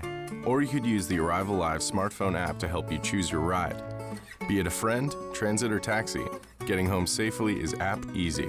Now available for iOS and Android devices. Visit arrivealive.org to find out more. Arrive Alive. Drive sober. After a 2-year hiatus, we are back with brand new episodes of Celebrate Ottawa starting this fall. We showcase remarkable people highlighting the city's diversity in arts, culture, sports, and nature. We will show you features that will entertain you and will even teach you new things. Join me, your host, Lila Grind, as we explore and celebrate Ottawa.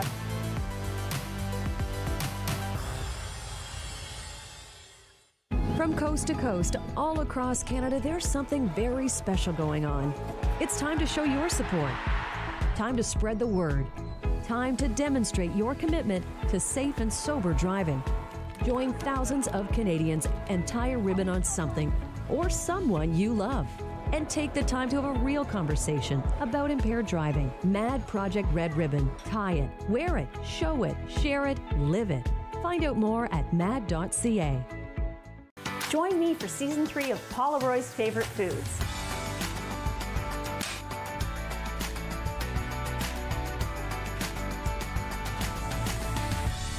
Whew, that was a lot. I think I need a nap. This week on Simply Cooking by Chef, simple salads that will last all week in the fridge, give you a burst of flavor, and will please a big crowd.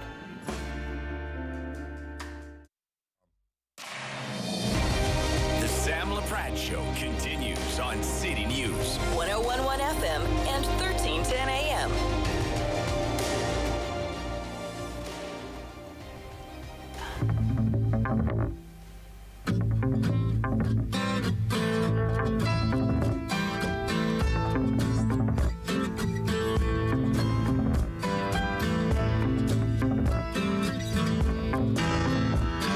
You walked into the party like you were walking onto a yacht.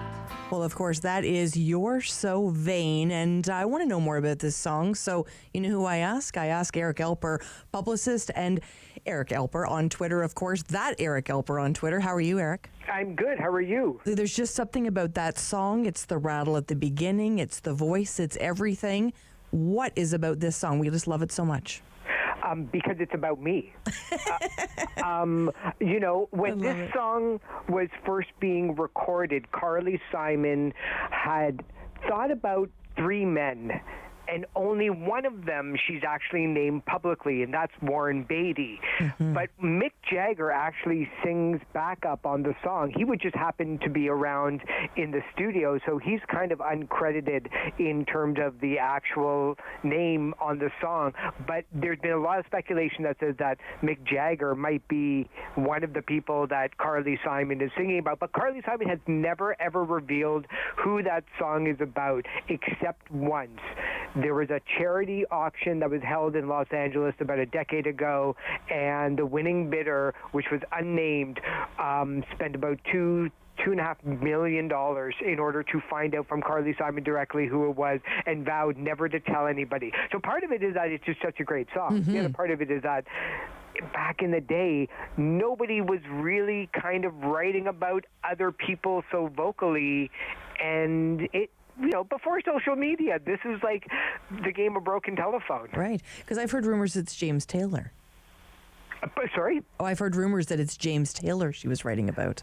Yeah, you know, it's one of those things where, you know, because Mick Jagger sings on the song, there's that speculation. But I think it's one of those, I just think it's one of those things that nobody's really quite sure who the massive takedown was. It's so awesome, though. I love that song. We are talking today about fun cameo vocals in very popular songs. We're going to play a little Time Stand Still for you.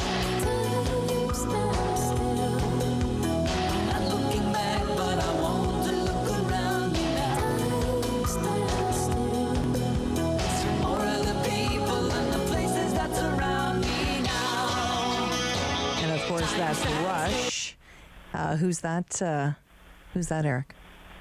Yeah, that's Amy Mann from the band Till Tuesday that had a number of hits in the 1980s and 90s. And Geddy Lee originally heard a couple of songs from Till Tuesday on the radio, loved Amy Mann's voice, and decided to call her up for the song that he had written called Time Stand Still. And Amy Mann wasn't really... she wasn't really sure why her, out of all of it, considering the fact that Geddy Lee can sing so high anyway, but Geddy wanted to have a feminine perspective on the song, and it helped the song reach number 3 on the Billboard rock charts, which was a huge accomplishment for the band, and a large part of that has to do with Amy Mann just being on the song. Oh, I love it so much. Let's head to 1971 now with a little Led Zeppelin.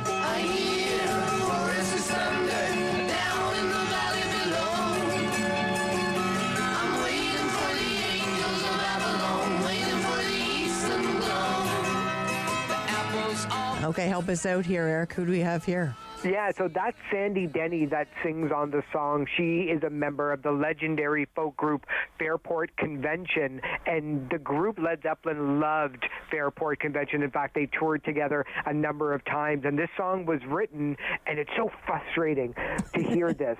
But Jimmy Page just picked up a mandolin guitar for the very first time, meddled around with some chords, came up with the entire song on the spot in about 15 minutes. So maddening that that man has so much talent to be able to do something like that, and then call upon somebody like Sandy Denny. To date, the only song that Led Zeppelin has ever released that has somebody else other than the 4 members of the band on it. Fascinating, fascinating. Okay, we're going to head to 1984, a little Dire Straits, a little Money for Nothing.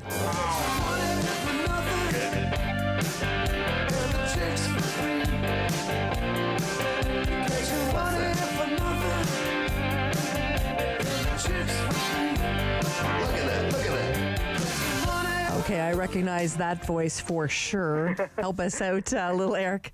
Yeah, that's Sting from the Police. And what I love about this song is that Mark Knopfler and Dire Straits basically completed the entire song without Sting's help. And then when the two of them met up on Holiday, just by chance, Mark Knopfler said, "Hey, we've got this song. Do you want to sing? You want to sing a line on it just for fun?" And Sting came up with the line, "I want my MTV," that is heard throughout the whole thing. Well, nobody realized it at the time except for Sting, but that's the same melody as "Don't Stand So Close to Me." So Sting got co-writing credit on a song that sold, like 8 million records from an album that sold 35 million albums around the world. So he made a lot of money based on just singing that one song, slyly turning it into a song that he had already written before. Isn't that incredible? That's wild. I know. Never doubt the genius of Sting. No kidding. I was thinking the same thing. I'm thinking that's amazing. It really is incredible to see who collaborates, right? I love that piece of this. Yeah, especially when you're like, I don't know. I go on holiday. I don't meet any rock stars. I might be going to the wrong places. Right, exactly. Well, you're not going to the places I am either. I'm not meeting anybody either. It really is. It really is incredible. And of course, you know me. I love my Rolling Stones. Yeah, this was a great one. This was Mary Clayton from who sings "Gimme Shelter." Now, Mary's first name is spelled Merry, but for some reason it continues to get misspelled on the Rolling Stones albums that "Gimme Shelter" appears on. They spell it Mary, which is so strange considering the fact that she actually truly made this song. She got a phone call in the middle of the night from the producer of the song saying they want a female vocal. Come down. Wow. So she literally came down in her slippers and threw on some clothes. She was pregnant at the time. She sung the song, and then upon returning home, unfortunately, she suffered a miscarriage, and she's kind of attributed to her exertions during the recording of the song. Wow. But she's gone on to a lot of really cool stuff. She appeared in The Who's Tommy on Broadway, and she also appears on 2 songs on A Head Full of Dreams, which was Coldplay's album from 2015. So even though that they misspell her name, she still has a lot of respect in the industry. Wow, that's incredible. I don't know where you keep all this knowledge, Eric. Honestly, it's amazing to me to be able to have this time with you every week to talk a little music. I love it so much. It's one of my favorite times of the week. Thank you so much for having me. And I've told you before, it's because I don't remember anything else like my address or phone number. Perfect. I love it so much. We're going to hear a little Gimme. Have a great weekend. Thank you so much. A little Gimme Shelter from the Rolling Stones going out here on City News and Rogers TV. Lock it in, everyone.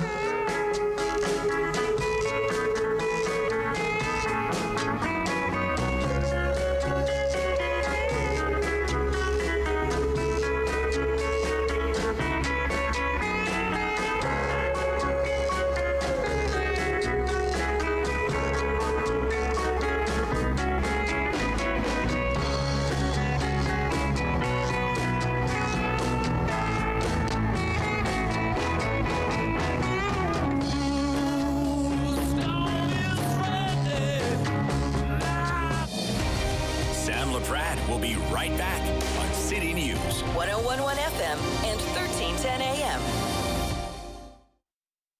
Every year, dozens of Canadians are killed or seriously injured because they take risks around railway tracks. Talk to your loved ones about rail safety. Visit stoptracktragedies.ca.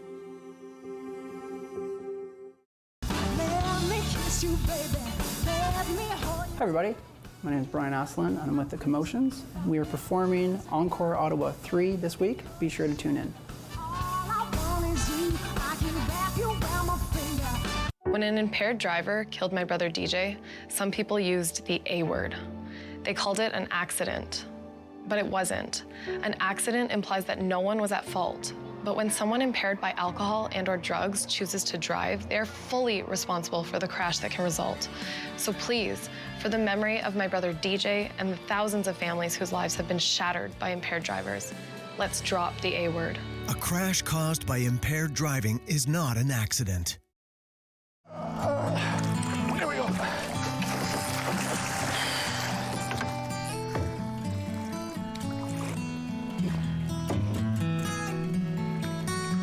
You're going back in, okay?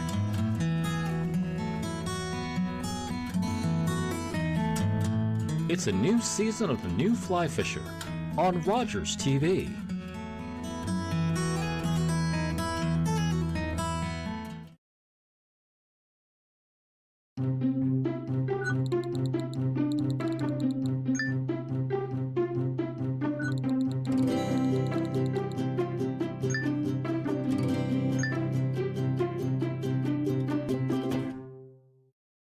Play 4 games of bingo from the comfort of your own home each Monday at 7 p.m. for your chance to win money from our $2,000 regular bingo or $5,000 super bingo night. Kiwanis TV Bingo, Mondays at 7 p.m. on Rogers TV.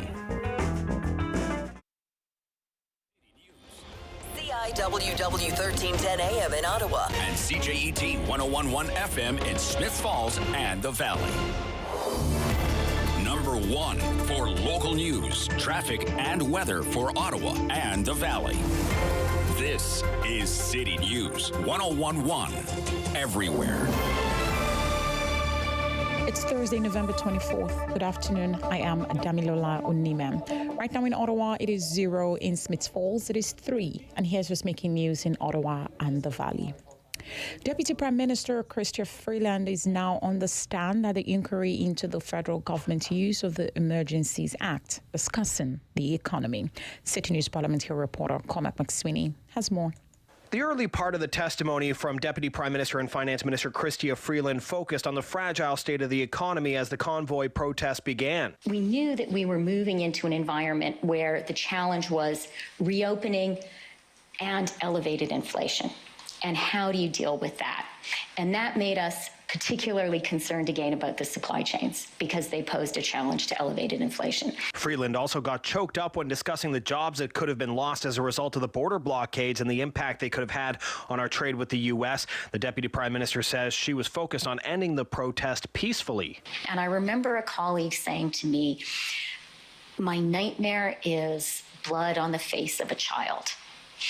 And I remember that very clearly because I was worried about that. After Freeland will hear from 3 of the Prime Minister's most senior staffers tomorrow, Justin Trudeau testifies himself. Cormac McSweeney, Parliament Hill. With the weather forecast for Ottawa and the Valley, here is City News meteorologist Jill Taylor. Fog patches dissipating this morning. Otherwise, a cloudy day for us. Our guaranteed high 2 degrees, but 2 is the average high. Cloudy through the evening, then light rain overnight. May even mix with some freezing rain before it changes back over to all rain. Gusty wind out of the west-southwest. Tomorrow's high near 4. For today, the guaranteed high 2. City News time is 12:02. A public school board meeting will resume tonight after a discussion about a temporary mask mandate was interrupted on Tuesday. City News reporter Chris Curries has that story. Dozens of hecklers and a long discussion meant the meeting was adjourned late, so another special meeting will take place tonight. This one will be at 6 p.m. and it will be virtual in the interest of safety per the board. Trustee Donna Blackburn says that's the wrong decision since she never felt unsafe on Tuesday. The notion that we're going to not allow the public to attend our meetings based on what we think might happen is completely inappropriate. The public has a right to attend our meetings. The motion calls for a temporary mask mandate in the Ottawa Carleton District School Board facilities, but Blackburn believes the motion will fail. Basically, what it's going to boil down to is we're strongly encouraging people to wear masks, which we didn't even need 2 board meetings to do. The staff could have done that. Chris Curries, City News. City News time is 12:03. The Canadian Pediatric Society is no longer recommending firm time limits for screen use among toddlers and preschoolers. Now, instead, the Society is issuing new guidance that encourages parents to prioritize educational, interactive and age-appropriate materials. The doctors group still urges no screens at all for kids younger than age 2, but a previous recommendation to limit 2 to 5-year-olds to 1 hour a day of screen time has been scrapped.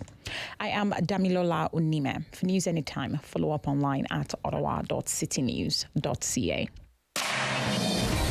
Connecting you and your community. This is the Sam Laprade Show on City News 1011 FM and 1310 AM.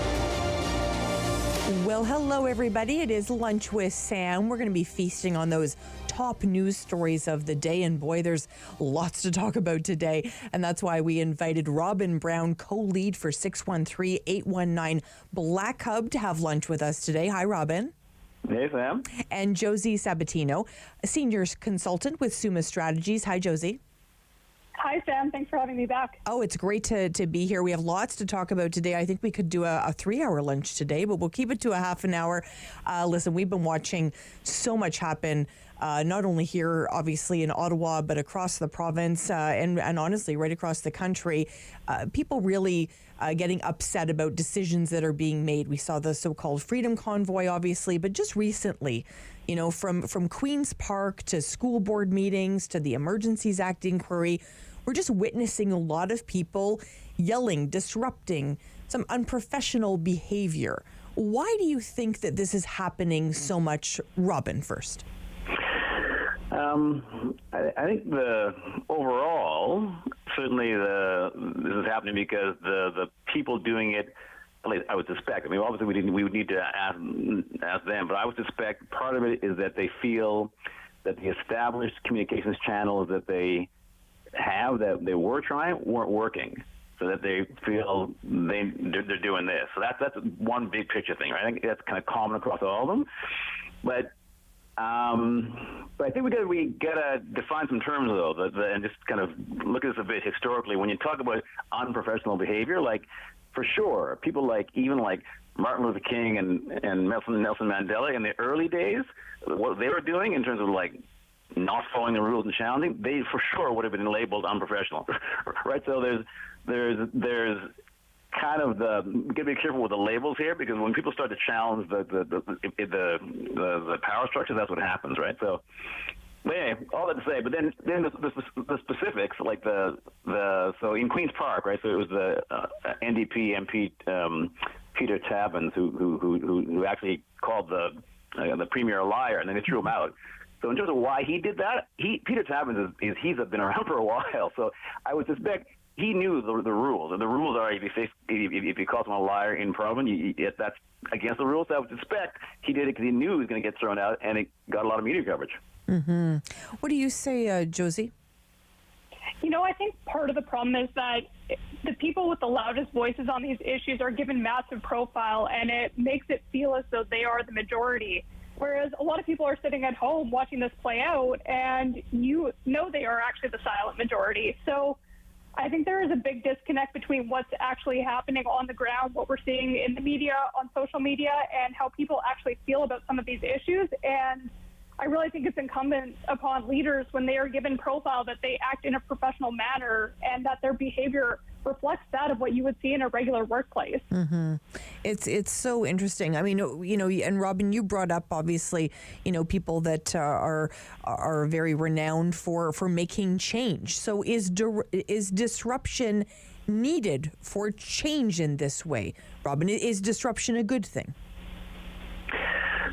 I mean, certainly, you look through history, that has been what's been required, unfortunately, for things to change. Right now, I think what we also got to focus on also is we see different responses to people disrupting, right? Like in the case of both, like what happened in Queen's Park and what happened at the school board meeting, where we had, again, mostly white people doing this disrupting, and the police, well, I guess the police were called to the school board meeting, and then Peter Tabuns was escorted out. But basically, kind of, you know, enforcement people escorted them out nicely. Now that's been in kind of contrast to what's happened when, like, brown and black people speak up and don't get escorted out nicely. So that's kind of another issue going on here. So really interesting. Josie, what do you have to say about that?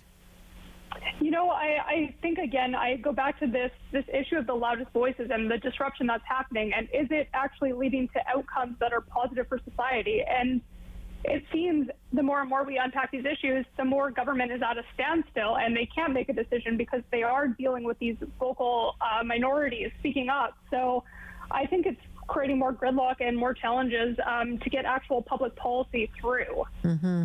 Well, certainly we know that the school board meeting for the Ottawa Carleton District School Board went on late into the evening, and there was some disruption there. That's why that meeting, which is going to resume tonight, there wasn't a conclusion that night to the mask mandate issue. That meeting is concluding this evening, or going to be resuming this evening, and it's going to be talking about that mask mandate is going to be online. So they're moving online tonight. What do you think the outcome is going to be here, Robin? Well, that, just to focus on that, so that, just again on that issue of the people who went to the meeting, let's assume that they again felt that their voices weren't being heard somewhere else. So at least we'd hope that they had tried or to communicate what they wanted before, and then they found that they got not a very good answer, because that meeting that happened was the first meeting they had. So if they hadn't tried to do that, then it's kind of surprising they turned up to protest. But I think probably they're going to go with making masks voluntary, and that would be. And I got to admit, in terms of the impact of this, that it would probably be partly in response to what happened in the meeting. That they'd be perhaps a little afraid to go with the full mask mandate because they're afraid of the backlash. Mm-hmm. And it's so interesting because I know one of the big issues was school buses, right? What are we asking kids to do on school buses, and then what are we asking school bus drivers to do? It really is an issue, Josie, that has a lot of issues tied up into it. Just a big onion, right? Layer after layer on this one. Absolutely. And, it's unfortunate that it is such a heated argument on both sides. And, I really think the trustees really need to kind of put aside some of the emotions on the arguments and make an evidence-based approach. And it's still the case that, not a single provincial or territorial chief medical officer in this country has opted to make masks mandated again. But, I think public health officials have been clear that they're aligned, encouraging mask use and making sure that kids stay at home if, they're feeling sick. So I think that's, probably what's going to be the outcome tonight. It's certainly going to be interesting. We're watching it obviously very closely here on City News, and it's certainly been a divisive issue. We spoke a little bit earlier this week with Tom D'Amico from the Ottawa Catholic School Board, and they aren't going to be bringing this forward for consideration. And a lot of the reasons that he outlined, Robin, has to do with enforcement, right? I mean, if you've got 47,000 students and let's say just 20% don't comply, well, he's got a lot of kids on his hands to deal with, and the resources to do that are just not there. That's a good point. I mean, the whole idea of if you make things mandatory, that does imply that you're going to have to try to enforce it, and if you can't, then nothing's worse than having a law that you don't enforce, right? That encourages people not to follow it. But so that might be part of the reason they go for voluntary, because they actually don't have the ability to enforce it. Right, and Josie, he went on to talk about the fact he's got 5,000 staff, and even if 20% of them didn't comply, he's talking about 1,000 teachers, 1,000 workers. Where is he going to find all of them to replace the staff that decide that masks aren't for them? That's exactly it. And you talked about the onion being hard to peel, and this is exactly the problem at hand. And, when we're talking about mask mandates, they work well in theory, but trying to keep them used properly and making sure they're not falling off faces and that they fit properly, that's all part of this equation as well. And it is really it's a hard needle to thread. For sure, absolutely. We're going to come back on the lunch with Sam today, talking about all those top news stories of the day with Robin Brown and Josie Sabatino. Spend time with us here on City News. Sam Laprade will be right back on City News. 101.1 FM and 1310 AM. Hello, I'm Jim Deeks, host of Canada Files. I hope you'll join me each week for interesting and informative discussions with some of Canada's most impressive people.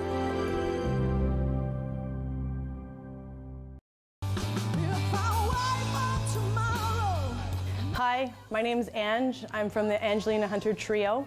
We will be performing this week as part of Encore Ottawa 3, and we really hope that you enjoy our set. My husband is a wonderful man and a great father when he's not drinking. I'm so angry he chooses alcohol over us. If he really loved us, he'd stop drinking, right? My counselor suggested I try Al-Anon. I didn't understand why. I'm not the one with the problem, but I'm glad I went. Do you worry about someone's drinking? You are not alone. Al-Anon or Alateen can help. Call 866-200-0033 or visit alanon.org/hope. Monsieur de Champlain, when I finish paddling through this wilderness and reach China, I shall greet them wearing this. Monsieur Nicolet, your mission shall be for the honor of the king and the Holy Faith. In the summer of 1634, Jean Nicolet set off from Quebec to find a trade route that would link Europe and North America with China. But where is it? Further, I know the place you are seeking. For months, Nicolet pushed through the wilderness, searching for the Western Sea. Goja! Mississippi! What did he say? He says, Mississippi, great water. Mississippi, the sea, China.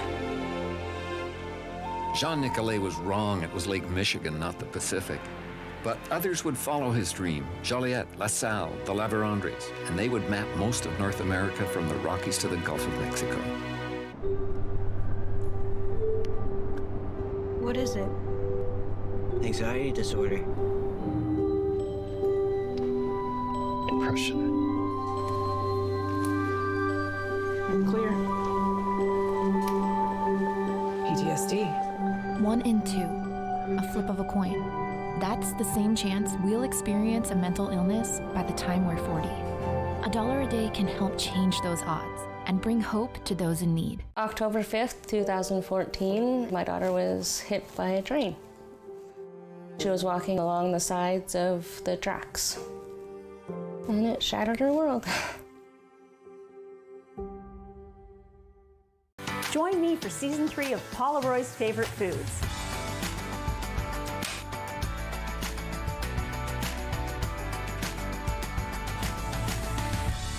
Whew, that was a lot. I think I need a nap. .ca/Ottawa. Unreserved.com. The Sam Laprade Show continues on City News. 101.1 FM and 1310 AM. And we are back on City News, and we're so happy that you're having lunch with us today. And I'm so happy that we've invited to the table Robin Brown, co-lead for the 613-819 Black Hub, and Josie Sabatino, senior consultant with Summa Strategies. Boy, there's lots to talk about. I know I've been watching and listening very closely to the Emergencies Act inquiry. Chrystia Freeland, Deputy Prime Minister and Minister of Finance, in the hot seat today. Some interesting words from her today, but tomorrow is going to be very interesting. Josie, we know Prime Minister Justin Trudeau is going to be testifying. Yeah, absolutely. And, you know, being in the Ottawa core, I try and separate my own emotions about how I felt about the convoy versus the actual facts that are coming forward out of this inquiry. And I think one of the things, you know, the Prime Minister needs to answer for is why he will not release the solicitor-client privilege on the broader legal opinion that led the government to trigger the Emergencies Act. So I think he really has to answer that. The Justice Minister has said he won't release that opinion, but we really need to know that in order to get the facts here. Really interesting. And we were listening a little bit earlier. We brought it in to all of our listeners here on City News. Chrystia Freeland talking about the decision to meet with all of the CEOs. I mean, she does that on a regular basis, but to get them all together on a Sunday afternoon to talk about, you know, freezing bank accounts. She talked about, about 240 accounts were frozen and about 57, don't quote me exactly, but I think it was about 57 people were affected by those accounts being frozen. It certainly was interesting to hear the background side of all of this. Robin, I don't know if you've been following it today, but the whole inquiry has been very interesting. Oh boy, it certainly has. The one of the things this week, I think it was this week, that was really, I guess, disappointing or shocking was the Justice Minister David Lametti and his text messages being released, and one of them being him saying that the former chief police chief Peter Slowly is incompetent. And again, this just it just backs up this whole kind of narrative that's been coming out from originally from the Ottawa Police Service, and then kind of reinforced at the inquiry that Slowly was again incompetent and aggressive, and the facts just kind of don't back that up in terms of the Ottawa Police Services Board hired Slowly in October 2019, and they evaluated him twice before the convoy, and everything was fine. So all of a sudden he became incompetent and he became aggressive. So to see that being backed up by none other than the Justice Minister was surprising. And then the other thing was that, going back to our topic about just kind of protests and why people are speaking out at these places, and perhaps because their voice isn't being heard. What a contrast to the level of airtime that these protesters are getting at the inquiry. They certainly could never be should not be complaining about not being heard. Mm-hmm. It's certainly been very interesting. And of course, the whole reason for the inquiry is to find out whether the Emergencies Act was warranted or not. We're going to find out that from the commissioner, of course, in February. But, I think you'd both agree we've learned a lot more than just that at the end of the day. Listen, we talk about a lot of local issues here, which are really important. But, it's really weighed heavy on my heart over the last little while. And I know so many feel the same way about what's happening abroad, and the war that's raging in Ukraine, the tragedy in Iran right now, both unfolding, and sometimes we don't find these issues anymore at the top of the news or on the front page of the newspaper. These global issues are still there. How can Canada help more? Do you think there's more for us to do, Josie? I was in Halifax last week attending the International Security Forum, and a number of the hotel staff that worked at the conference we were at were actually Ukrainian refugees, and they were employed at the hotel. They were living in Halifax. So I think, when we talk about this, and I'm often guilty of it, we talk about it in a vacuum. We think, we're having no impact at all. But it was a really great reminder that, when our system does work, it works well, and it has a huge impact, not only locally, but for anybody coming to Canada. So I would like to see more of that, and I would like to hear more of those stories. But, second to that, it's important to continue to increase our aid to ensure that we're delivering with our allies to fight for the ideals that make our country so great. Mm-hmm. Robin, what are your thoughts? Yeah, no, I agree with everything that Josie said, but also I just focus on, Canada, similar to the U.S., is framing itself in these issues as a defender of human rights and democracy. But as we know, it has its own issues, right? We still have a disproportionate number of Indigenous folks and Black folks in prison, unemployed, dying from COVID, right? The government is still fighting Indigenous and Black people in court, right? The Black federal employees brought a class action suit against the government for decades of discrimination. The government's fighting it right now. I don't want to equate, right? It's Canada's not fighting a war like Russia. They're not shooting protesters. But when it comes to human rights, it's really one of those areas you want to strive for 100%, right? You don't want to be saying, well, yeah, okay, look, we kill some puppies, but those people, they kill a lot of puppies. Or we don't want to be doing that. Really important conversation for sure. And I'm thinking as well, Robin, when you brought up, how Canada has done in terms of human rights. I mean, we had, I guess about 3 or 4 weeks ago, 44 Canadians held in Syria in different prisons, men, women, children. 4 of them have been repatriated back to Canada. Some are facing charges. I believe 2 of them were children, 2 of them were women. We still have 40 Canadians in Syrian prison. Many of them have never even been charged with anything. And one of them is Jack Letts, and his mom, Sally Lane, comes on here and talks to me a lot about the updates about her son, who's been over there for 9 years, just had his 27th birthday. I mean, these are the stories that we often don't hear as well, Josie, about what's happening even in our own country and the way Canadians are treated. Yeah, absolutely. And, I think this is the problem with, local journalism in the state that it's in the country, and not having the resources to cover some of these really impactful stories. So this is why I take it back to this Halifax and some of the local people that were working there, because I do really think, the more people hear about these stories and the actual effects within their local community, the more they feel attached to them and the more they pay attention to. It's a matter of, bringing these stories forward and making sure that they're shared widely and getting the attention they deserve. Robin, what are your thoughts? Had you heard the story of Jack Letts at this point? I know a lot of people haven't, so it's okay if you No, haven't. I had, and it's obviously a terrible thing, but again, I turn the mirror back on us and point out that out of the work that I do, I spend a lot of time at the courthouse and looking at the daily logs of who's in court. And my man, the names are like, just from looking at the names, it's overwhelmingly like black males, right? In our own courthouse right here in Ottawa, right? So that's another story that's not covered enough.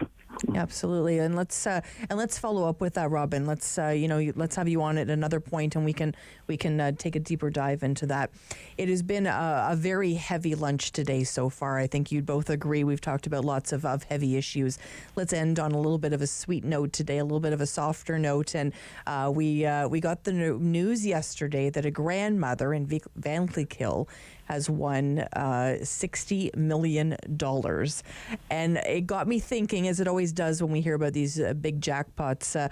Robin, what would you do with $60 million? Any thoughts if you were handed a check that size?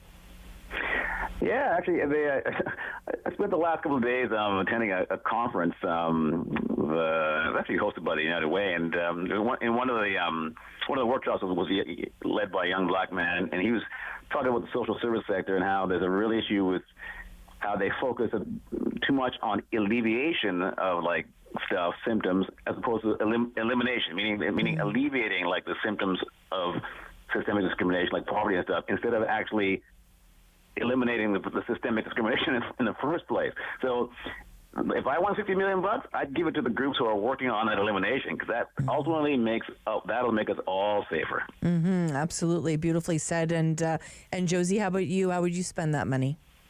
Maybe I'll take a selfish answer first, which is I'm in the housing market. I think $60 million would go a long way to increasing that budget. It certainly would. But on a secondary note, Christmas is coming up. The holidays are about to hit us, and a lot of families are struggling, so we'll definitely give back for the holidays. It's funny. My mom and I always have these conversations when the big jackpot comes around, and my mom and I, by the time we decide on everybody we would help, we would be back in the same situation we are today, because we would give it all away. And I just love the story of this grandma that she, normally was taken to go buy her tickets, buy her retirement home. They would normally do that for her. But that for whatever reason, there wasn't transportation. So she said, I just got in my scooter and I just went and bought my ticket myself. And I love that. I love that story so much. And she was trying to reach her children and her children-in-law, and nobody was picking up the phone. And when somebody finally did pick up the phone, the daughter-in-law said, oh, I don't think you did, and kind of left it at that. But she definitely did win $60 million. So we like those stories for sure. It has been fantastic to have lunch with you both. Thanks so much for taking a deep dive into some of those tough topics with me today.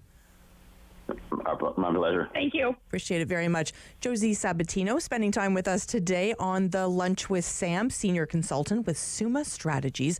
Robin Brown, co-lead for 613-819 Black Hub. I love this segment because we really do hear all different types of perspectives, and that's what it's all about. We appreciate it very much. Well, coming up after the news today, we're going to be having some time on the business lunch. We're going to be talking about different types of businesses. We're going to talk about the business of barbecue.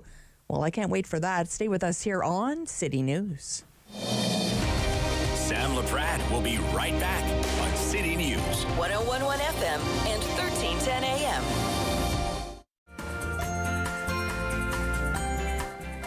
This week on Simply Cooking by Chef, simple salads that will last all week in the fridge, give you a burst of flavor, and will please a big crowd. Every year, dozens of Canadians are killed or seriously injured because they take risks around railway tracks. Talk to your loved ones about rail safety. Visit stoptracktragedies.ca. The regulars, the guys who keep this place in business.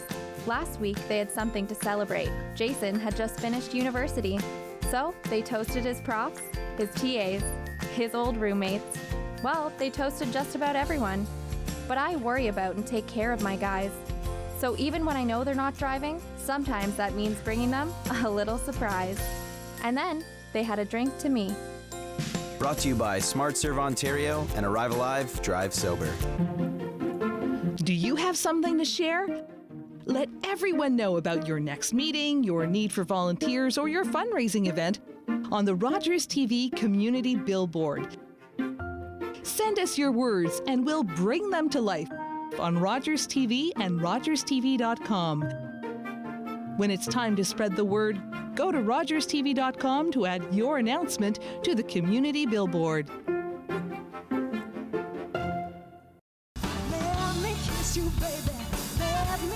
Hi everybody, my name is Brian Asselin and I'm with the Commotions. We are performing Encore Ottawa 3 this week. Be sure to tune in.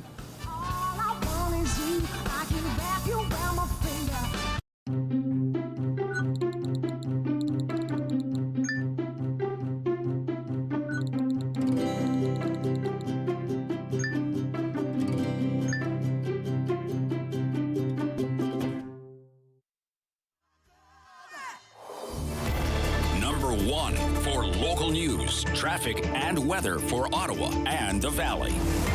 This is City News 1011 everywhere. It's Thursday, November 24. Good afternoon. I am Damilola Onime. Right now in Ottawa, it is 1 degree. In Smiths Falls, it is 4. And here's what's making news this hour. Deputy Prime Minister Chrystia Freeland says the use of the emergency's powers to freeze hundreds of bank accounts was intended as a way to urge Freedom Convoy protesters to end their demonstrations without violence. Freeland is testifying about the government's decision leading up to the February 14th invocation of the act. She says that while she regrets some families may have been disproportionately affected, she believes the financial measures were necessary to end the protests. Freeland also told the Public Order Emergency Commission that she was worried about the long-term impacts that the protests would have on Canada's economy. Ontario's 5 largest healthcare unions have joined forces to send a message to the Ford government. They were at Queen's Park today to talk about what they are calling a system in crisis. The union represents 295,000 frontline healthcare workers, and they say the hospital staff turnover rate is at 15%. South of the border, throngs of spectators have lined the streets of New York as colorful, high-flying balloons help usher in the holiday season at the Macy's Thanksgiving Day Parade. The annual tradition packs streets as a procession of giant inflatables and floats streamed for more than 40 blocks from Central Park to Herald Square. This year's parade featured 16 giant balloons, 28 floats, 40 novelty and heritage inflatables, 12 marching bands, 10 performance groups, 700 clowns, and 1 Santa. City News time is 12:31. I am Damilola Onime. And for news anytime, follow up online at ottawa.citynews.ca. The Sam Laprade Show continues on City News 1011 FM and 1310 AM. Well, it is the business lunch here on City News and Rogers TV, and we're so happy that you're here. This is the time of day we speak about, everything happening in business. That could be with community leaders. Sometimes we speak with the Ottawa Board of Trade, sometimes with business owners. And right now we wanted to talk about the business of barbecue, and I can't think about anyone else to do this better, and that is Sean Dawson. Hi, Sean. Hey, good morning, Sam. How you doing? I'm fantastic. Afternoon. Yes, I know the day's going by very, very quickly. Of course, Sean Dawson with Fat Boys Barbecue, and you're celebrating a very big anniversary. Well, it's 11 years. The big anniversary is last year, but nobody was celebrating. Right. Because we're all locked down. Right. But yeah, no, it's great. I mean, we've, I've been in this industry like 37 years, so to be 11 years and for what we've gone through over the last little bit, we're just so thankful for our loyal customers and just the fans of barbecue. Ottawa, it's surprising how many, how strong the culture is in Ottawa and the area. And then just also our staff over the years, and just everybody's kind of been part of the whole experience. So it's been amazing. For sure. For those those three people that have never been to Fat Boys Barbecue before, tell us where we can find you. Well, we're located in the heart of the Bywood Market. We're on 34 Murray Street. We're just actually, ironically, just down from the U.S. Embassy. Because we're American themed, our anniversary is the American Thanksgiving. So a special shout out to all our friends at the U.S. Embassy and all of our regulars that are locally that are from the United States. So it's kind of a special day for them as well. And thinking back 11 years, Sean, opening up Fat Boys and really taking that theme, if you will, and bringing it to Ottawa, how hopeful were you that, this region and tourism would sustain you all these years? Well, the origin of Fat Boys was, it's funny because as much as we're well known for our barbecue, I had a lady once tell me, she goes, Sean, I love the name. I love your restaurant. I love your barbecue, but, the name is a little derogatory. And I said, well, do you realize it's named after a model of a Harley Davidson? And then she laughed and she goes, oh, my God, that's amazing. So, but it comes from just, I've been riding for over 20 years and, it was kind of taking all my loves together of the whole culture of the South, the barbecue culture, the riding culture, putting it all together into one theme. So to be honest with you, I didn't know how that was going to fly, but I was like, well, let's see how it works out. And it's been great. It's just been, like I said, the fans that we have of barbecue and the whole culture in the Ottawa area, it's been phenomenal. So. And I'll take you back to March of 2020. I know we don't like to go back there, obviously, Sean, but to take you back there, how scared were you? Well, again, after 37 years in this business, there wasn't too many things that I've seen that have been as difficult to navigate as this has been. It's been quite difficult, but it is one of those things, like you've heard a lot of other small businesses, it makes you change, it makes you pivot. We actually redesigned the whole internal of the restaurant, and we created a private speakeasy. So, and that all came from the sort of prohibition days of the pandemic. So it's been kind of nice because now we have this really cool private hidden room that has a stage, and it's great for entertaining. And now at this time of year, with all the parties and everything, we're getting quite a bit of people interested in booking it, and so it's kind of been a nice, interesting pivot for us, but it was certainly challenging, and we're again very thankful for our customers being loyal and staying by us through all this, especially our catering. Our catering has exploded, so it's kind of nice from that perspective as well. And from a business perspective, when you put on your business hat and you walk around on a busy day at the restaurant, who are you seeing there? Who's your client? Well, we have a really interesting mix of customers. We're also one of those businesses that we're proud to be able to say that we've had both the current and the previous Prime Minister claim and had dinner at our restaurant a number of times. So we have a lot of political figures that come to our restaurant. Ironically, I think they just love the chance to relax and hang out. Right.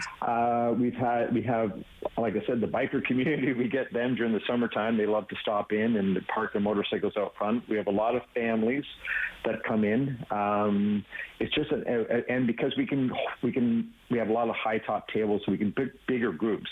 Like it's nothing for us to have a group of 10 walk in from off the street, no problem at all for us. So it's kind of a nice mix. It's, the Fat Boys is sort of a mix of everybody that we get in. So. It's certainly interesting. I know I've been there a couple of times, and I need to get back there. I haven't been back since the pandemic, so I need to get back there. But you've given back as well to the community, and I'm hoping this message was loud and clear over the last couple of years. Is the people that own places like Fat Boys, like Sean Dawson, are also the people that are raising money for really important programs in this city. So we have to support local because those local business people support us. Did you feel that love, Sean?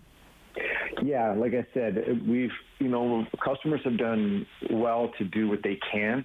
I mean, at the same point in time, everybody is going through a lot. So it's tough to ask, hey, support us when everybody, especially now we're going into, the economic times that we are. I find the best thing we can do for our customers is make sure, like, again, I'm old school, so I believe people work hard for the money and they deserve to get an experience when they come out.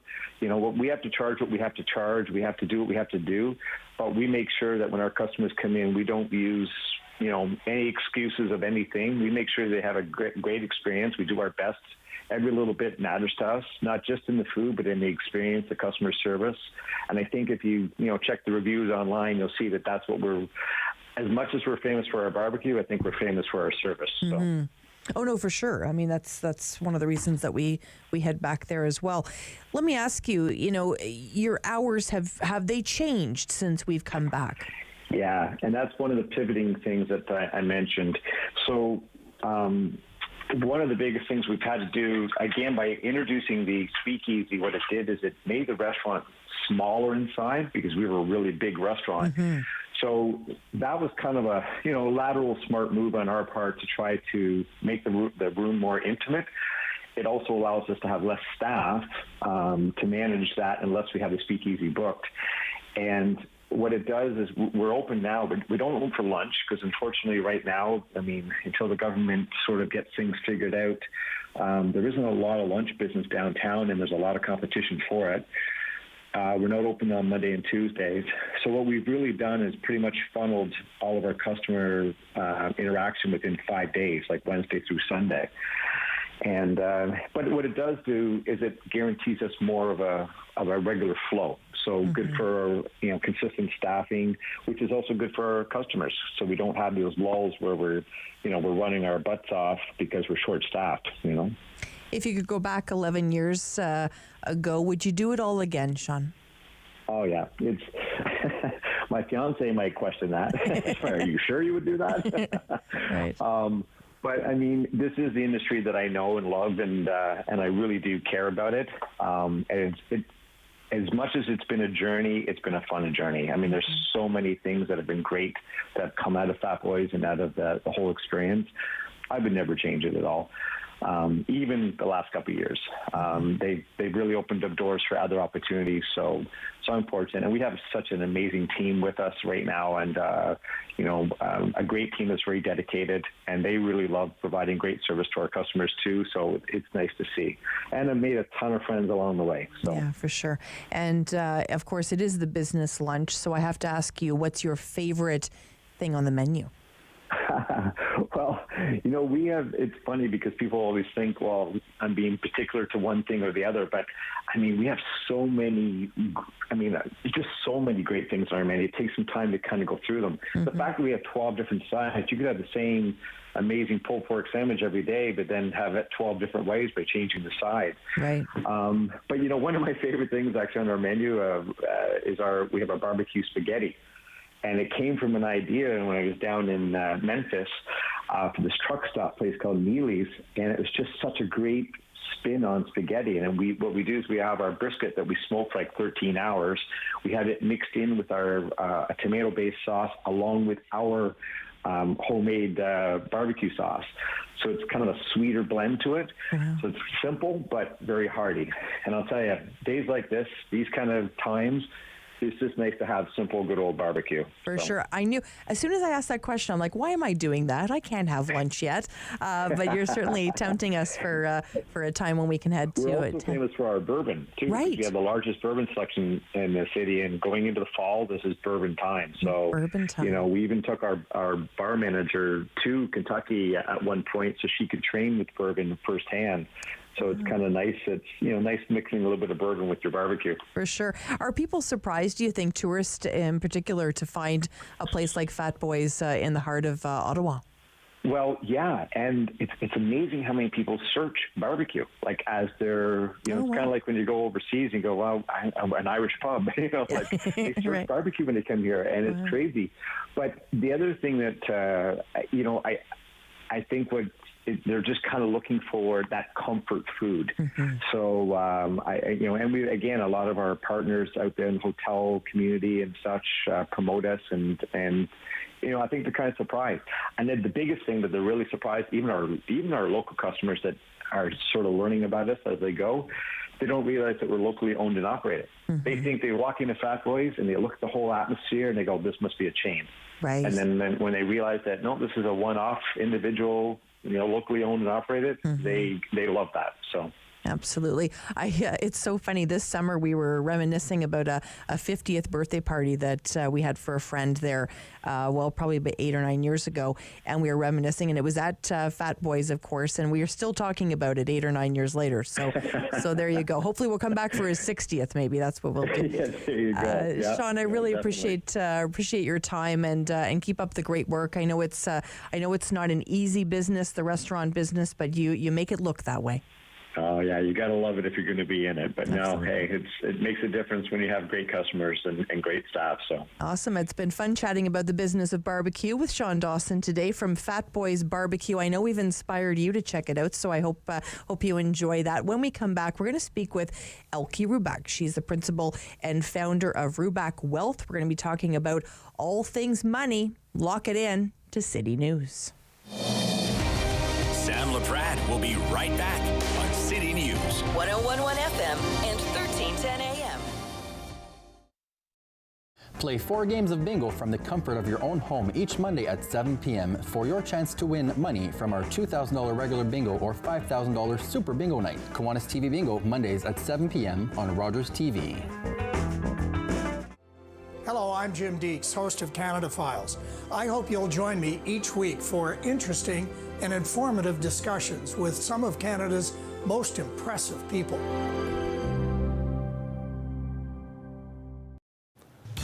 On Thursday's Daytime Ottawa, we are joined by Vets Without Borders. We're going to tell you about their fantastic initiative, which revolves around Giving Tuesday. That's right, it's just around the corner, an important topic and a great way for us to raise funds for those organizations that are important to us. We'll also tell you about a group of activists who's put together an incredible documentary about violence against women. And Hospice Care Ottawa has their holiday pop-up shop. We'll give you all the details. When an impaired driver killed my brother DJ, my life changed forever. During the pandemic, all of our lives changed, and many of us turned to alcohol and drugs to cope. As life returns to normal, the increase in substance use from COVID has lingered, and some police services report an increase in impaired driving that caused heartbreak and devastation.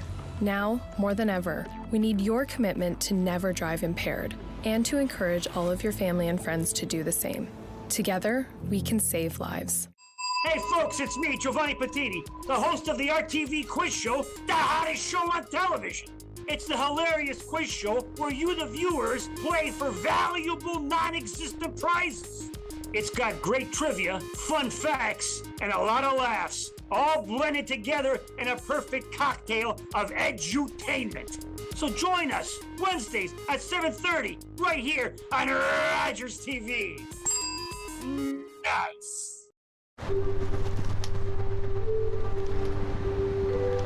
Bipolar disorder. Substance addiction. Bulimia. OCD. Want to swap? One in two. A flip of a coin. That's the same chance we'll experience a mental illness by the time we're 40. $1 a day can help change those odds.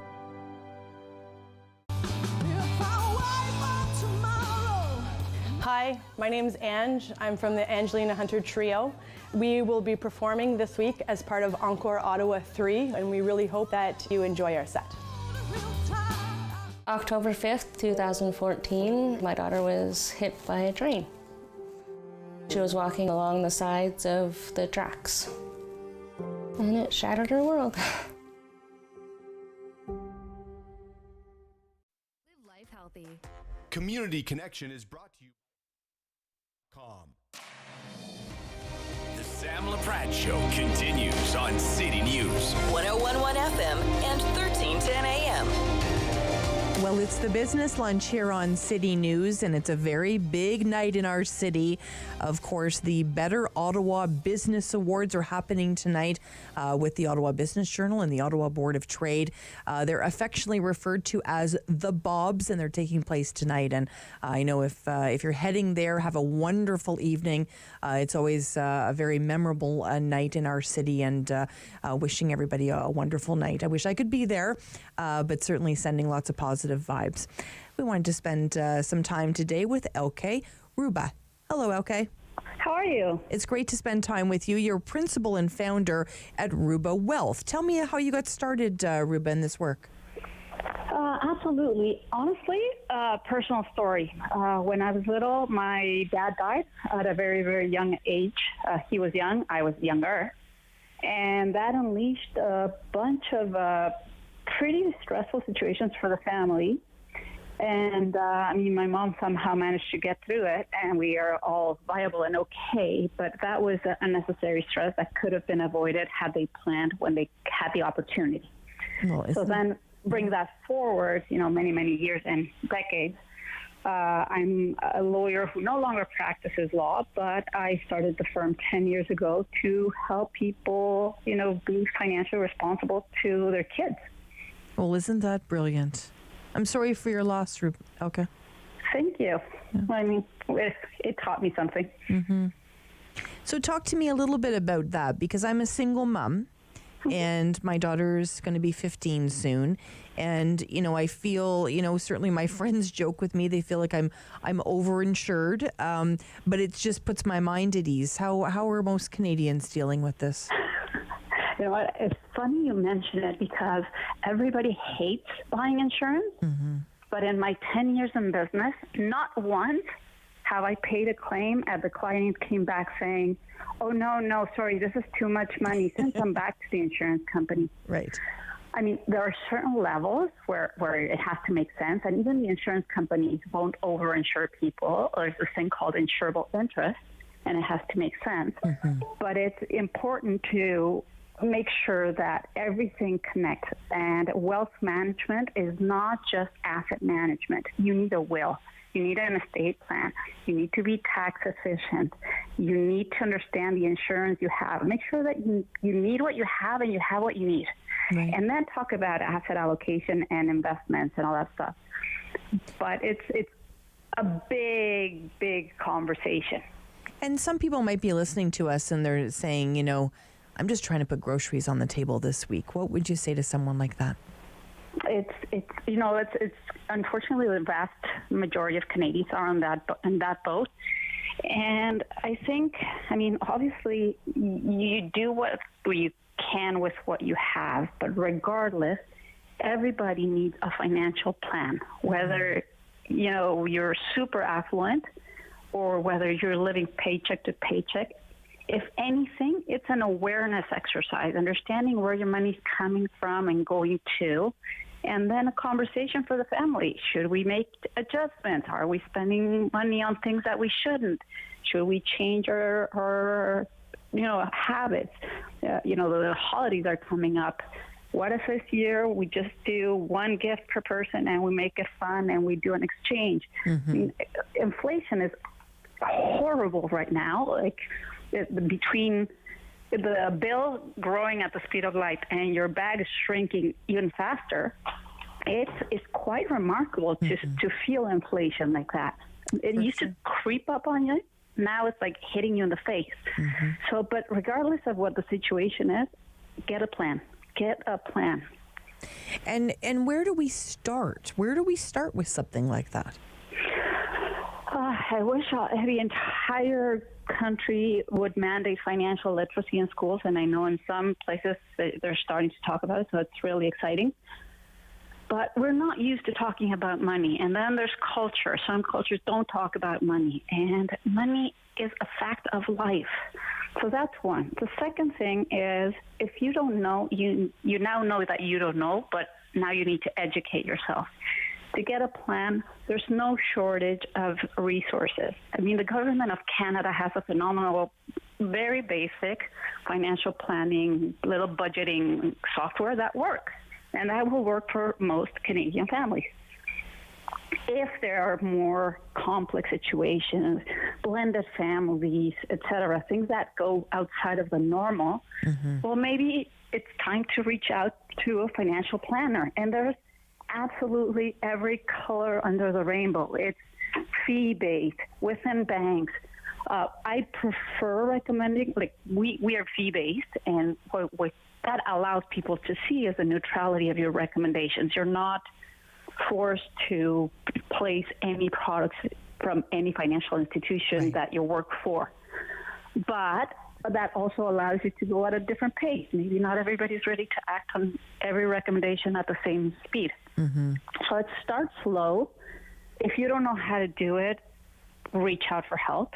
Just apply common sense and be very, very honest with yourself. And understand that it's a process. You didn't get to this situation overnight. You're not going to solve it in 2 minutes either. So, yeah, really good reminder. One thing I really want to spend some time on is this emergency fund situation. And, you know, we hear all these stories all the time, whether it be a big vet bill or whether it be a job loss or, some other tragedy that strikes, that people don't have that emergency fund. And sometimes that's the first thing we dip into, when we don't really need it for emergencies. So walk us through the importance of this piece. Well, it's money that will allow you to make more rational decisions, right? Again, do most Canadians have an emergency fund? No. And is it easier to create a fund now that inflation and recession is here? It's even harder. However, it's giving you the ability to respond to contingencies. If you lose your job, how are you going to make it for the next 3 to 6 years? So again, it goes back to an awareness conversation, and any financial plan should help you build your emergency fund. Some people will build it really fast, and most people will take a while. But with discipline and commitment and obviously creativity, I believe that everyone has a chance to get to a better place financially. But there has to be commitment and discipline. And you mentioned, the fiscal literacy and those types of things. It's amazing to me what we're taught in school, but we're not, taught how to do our taxes, things like that. Things that, I look back on my education, I certainly would have benefited more from a financial literacy course than many of the things I was taught. How do we bring our children into the conversation? Well, you just literally start. You say, okay, guys, do you know what's a mortgage? Do you know what a budget is? Do you know our financial situation? I mean, obviously, you don't talk to a 3-year-old the same way you would talk to an 18-year-old. Right. So everybody knows their child best. And even with, within one single family, like I have 3 kids, and I can't have the same conversation with all 3 because the level of maturity is very different. And that's fine, but the thing is, make it a family conversation. Don't make it taboo, because then you have kids who go off to university. They're given credit cards, and they go nuts, right? Because they don't know that credit cards, and it's a fact. Some people think that credit cards are just magic wands that get you stuff, and don't need to be paid. Well, no, and the consequences of not paying a credit card are dire. Well, the interest rates are crazy. And looking at the bottom of that, and sometimes it's in it feels like it's about 5-point font, but telling you how many years it's going to be until you pay off that credit card. That's a really valuable thing to get a sense of before you go on a big shopping spree, for sure. Elke, it's been a pleasure to spend time with you today. Elke Ruba joining us today, principal and founder of Ruba Wealth. Thank you so much for all the great information. My pleasure. Appreciate it very much. Boy, we've had a very busy show for you today. I think we've had 14, 15 people on in the last 3 hours to share different perspectives of what's happening in this community. We talked about lots of different issues, and I'm so glad that you stayed with us today. I am not going to be here tomorrow. I am giving up the big chair tomorrow to Derek Fage. I've got some issues I need to do. Not issues, it's positive, but some things about my new home to deal with tomorrow. So I'm going to be off, but Derek Fage will be in this seat, and our producer Aaron will be here, and we'll be able to ensure that you hear all that great information tomorrow, all those local stories, of course, and any breaking news. I see our news team is getting ready to bring all that news to you this afternoon. The one and only Danielle Bain is in